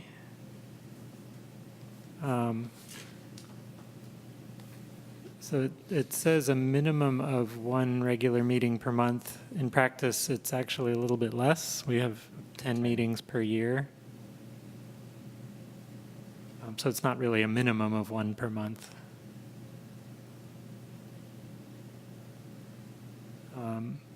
And also, as far as the scheduling, we've often rescheduled a meeting for one reason or another just by action of the commission without involvement from the city council. But we always do that with the November, December meeting, and at times we've done it with another meeting when we really wanted to get the police chief in here or something like that. Or if there was a school open house one day or school vacation we wanted to change. So the last sentence of A could be changed to, a meeting may be canceled or rescheduled for lack of a quorum or other reasonable cause by the commission? Yes, that's a good, thank you, that's a great suggestion. Okay, that was all of my major issues. Should we extend the meeting? Yeah, we probably should. Can I get a motion to extend the meeting? Move to extend to 10:30? Yeah, I'll second. All in favor? Aye. Aye. Unanimous?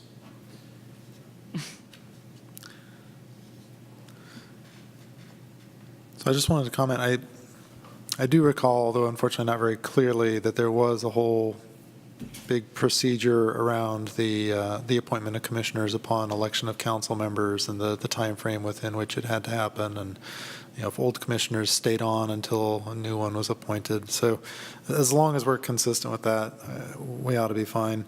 Yeah, and all the other changes suggested, I think those sound pretty good to me.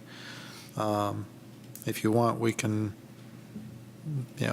make a motion to approve the language as discussed tonight for inclusion in a future recommendation to council for the municipal code changes. I don't know if that's helpful or not. I think you've made enough suggestions, good suggestions, that it might be prudent for you to have it take another look at it before you make a final recommendation. I would like to look at it again. Sounds good. So, Good. thank you. I just, the change in name I am in favor of, though I don't want to lose sight of the safety. But I think when as it is now, traffic and safety, we often get comments about things that really don't seem to be in our purview by having the word safety in there. And so I trust that we keep safety in mind. So I think it more tailors what the meeting is really supposed to be about, in my opinion. So might we want to look at the first paragraph, 2-20.1 under purpose? Yeah. And could we add at least the word safety in there in an appropriate way?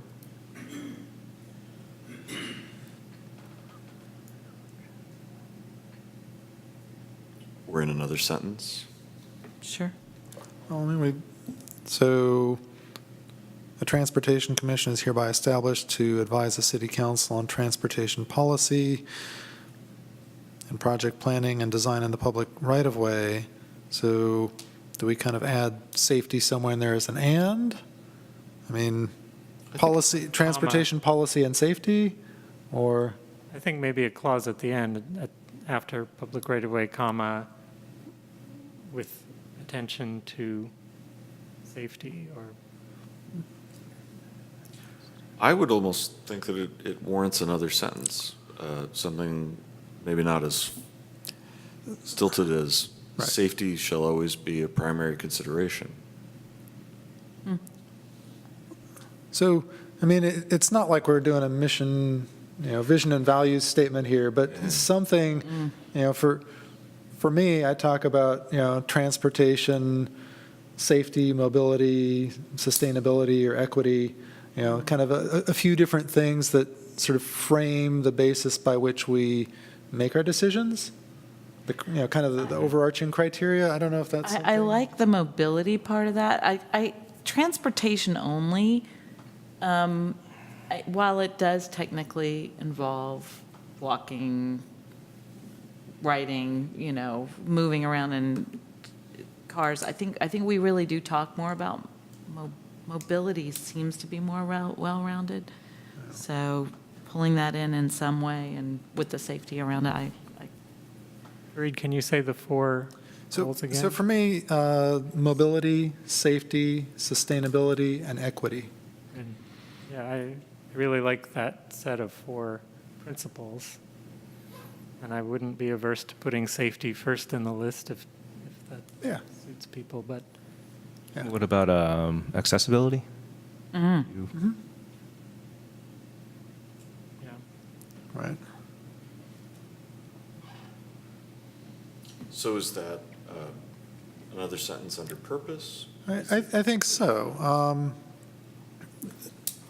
The Transportation Commission shall take into consideration, and then the list, when making decisions or recommendations.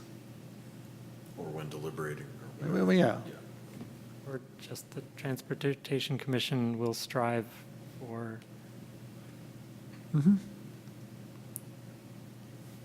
Yeah, we'll strive to take into consideration safety, mobility, sustainability, equity, and accessibility. I like it. it's at least a good place to start. Yeah. Can we get that on a sign that we'll put it, no. Yeah. And we might want to close that sentence with "in the public right-of-way," just so that, it's like. Well, we have the previous sentence finishes in the public right of way. True. So So that's, you're right. I think It's already covered. I don't want to be too repetitious. No, we're not going to have someone come and say, there's no handrail on the stairway in my apartment building. I want you to fix that.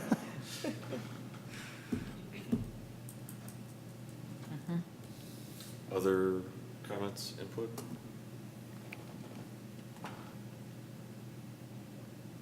Looks like a good start. Great. I like that.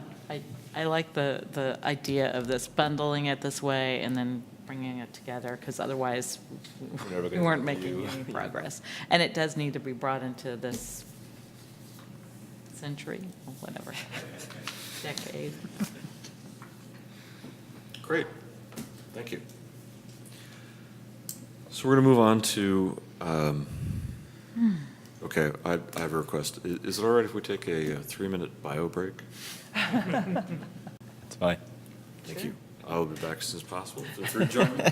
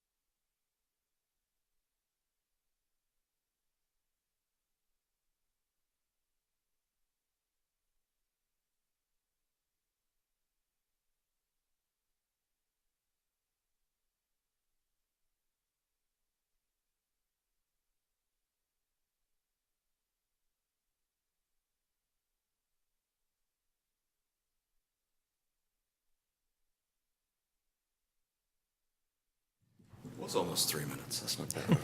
Okay. Great. So let's move on to item number 6.6, the City of Berkeley, Portland Avenue sewer replacement, not Stewart, sewer replacement project. I just want to let the chair and the commission know that I live on 1501 Visalia, so if the conversation gets within that vicinity, then I can just recuse myself. So do you live 500 feet away from Portland?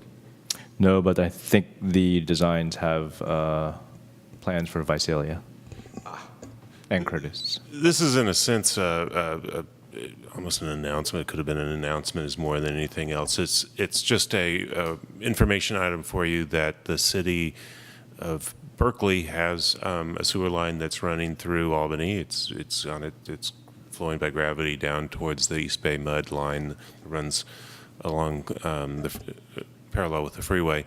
And we just want to let you know that they have a fairly significantly sized sewer line, and as a part of the region-wide sewer upgrade programs that we do and every other city in the East Bay is doing, they will be replacing the sewer, and it involves a combination of open-cut trenching on some streets, including Santa Fe and Canes, and then some pipe burst types of construction in other areas, including along Portland itself. On this graphic here, you can see it starts in the northeast corner of the city, comes down, this is Santa Fe here, then goes down Portland, back up Canes, crosses over San Pablo at Clay, and then connects in with an existing line. And so this will be something that will be a fairly, by Albany standards, a pretty significant project, and you're used to seeing a lot of these major projects as they come through, and this will be one that it's not our project, it's the City of Berkeley's project that will be executed in the City of Albany. As a part, if there's any striping or impacts on the roadway, they'll return the roadway to its current condition, the striping and signage and so forth. Be happy to answer any questions. Can I ask a general question on this, Chair? Let's go with general, and then if Yeah. we get too specific, Sure. The facility, is it owned by the City of Berkeley or in the City of Albany right-of-way? Is that how that? Yes. There's actually a section that this connects into where we have a shared ownership line. Ah, okay. Interesting. Didn't know that. So the document we were given that you're looking at, and I'm zooming in on, there are callouts by number, but there's no sort of differentiation for what is tear up and what is burst. We didn't include the whole plan set because it's pretty technical, and even if you had the whole plan set, it wasn't very clearly labeled. It's this section here and this section here is open trench. For an open trench, and it's a big pipe and it's fairly deep, so it's going to be like a 3-foot wide trench that will go down 10, 15 feet. It will go pretty quick, but it will. While they're there, it's going to be pretty disruptive. And you were telling me earlier that they're going to do it in sections to sort of be aware of mobility around the area. Yeah. It goes by the high school, it goes by Memorial Park, things that are important to us. Can we time the open sewer with the finals week? They're already feeling shitty, right? I'm sorry. Okay, it's getting late. Oh my gosh. Oh. Now I've gone too far. What were you saying about being on TV? Still hey, my watching. daughter's watching you. No, she doesn't. No. She is now. Well, thanks a lot. Sorry. Are there any questions, comments? We don't have public here, so we can combine our question and comment periods. And I would just say thank you for bringing this to our attention. And the period that this is taking place over is approximately? So it needs to be completed by June 30th to meet our consent decree requirements. 2019. Yeah. Correct. Great. Thank you. So we're moving on to item number 7. And item number 7.1, the street resurfacing project update. Yeah, so this is just a quick circling back because at your last meeting, Robert came and presented the resurfacing project. And I understand at that meeting, you were going to provide comments after the fact, and we did receive some comments from Preston and some others that we've incorporated into the drawings. We also went to council, and there was some discussion about the logic for selecting the group of streets that we selected. And so we discussed that, and the basic point was we were at a time, we selected these streets because we were concerned about missing another construction window. We have a backlog of work, and we wanted to find a project that was that we knew didn't conflict with all the other work going on in our city, including the East Bay Mud water lines that were dropped on us at the last minute, the sewer line, and all the other things that we're doing. So we didn't want to pave a street and have it torn up, but we also wanted to have a meaningful project too that would be protective of our PCI. So that's how we came up with this selection of streets. The other street that people are very concerned about would be Washington from San Pablo to Key Route. And what we're concerned about that too, and we're designing it right now with the replacement of that street or rehabilitation of that street. And our hope is to bring it to Traffic and Safety and Council to go, excuse me, it's late, to bid in November, December. So coming out of the winter months, we'll be set to do construction, and that'll be a full rehabilitation. There was also some discussion about concerns of putting the ATP signage on that street while it's in such bad condition, because we're routing bicyclists through that area. And so we're looking at options to potentially have our contractor, our surfacing contract, produce the signs for that area so that they're all consistent in terms of feel and size, and make sure that they're done, but not install them. And then we'll install them as part of the resurfacing project of Washington. So we're looking at how that might work. And then the last thing that we discussed was looking at temporary measures in different places in the city. And one of the areas was Solano at Key Route, that intersection right in there. So we're looking at that. And one of the options we discussed was depending on how our Evelyn work. We're just starting our first SB1 project on Evelyn, and that's we issued a notice to proceed earlier this week. Depending on how that contractor performs, we might look at change ordering some corrective work in different areas. I'm sorry, did you say Eveline? Evelyn. Evelyn. It's Evelyn between Garfield and Portland.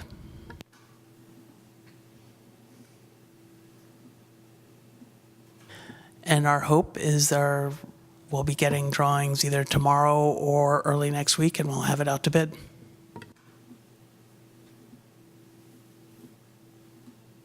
All right. Thank you. With that, we'll move on to 7.2, future agenda items.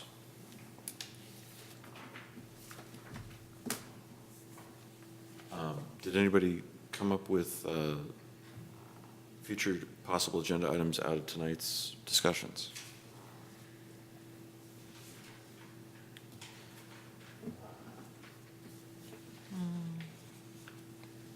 There is the written public comment we received. Right, I was just looking that up myself. The 1,000 block of Masonic issue. It's a traffic. So that would be an example of a project where we'll reach out to them and say we may not be ready to make a decision on that particular request right away. But we won't hold back from sharing with you correspondence that we receive, whether we're ready to execute on it or not.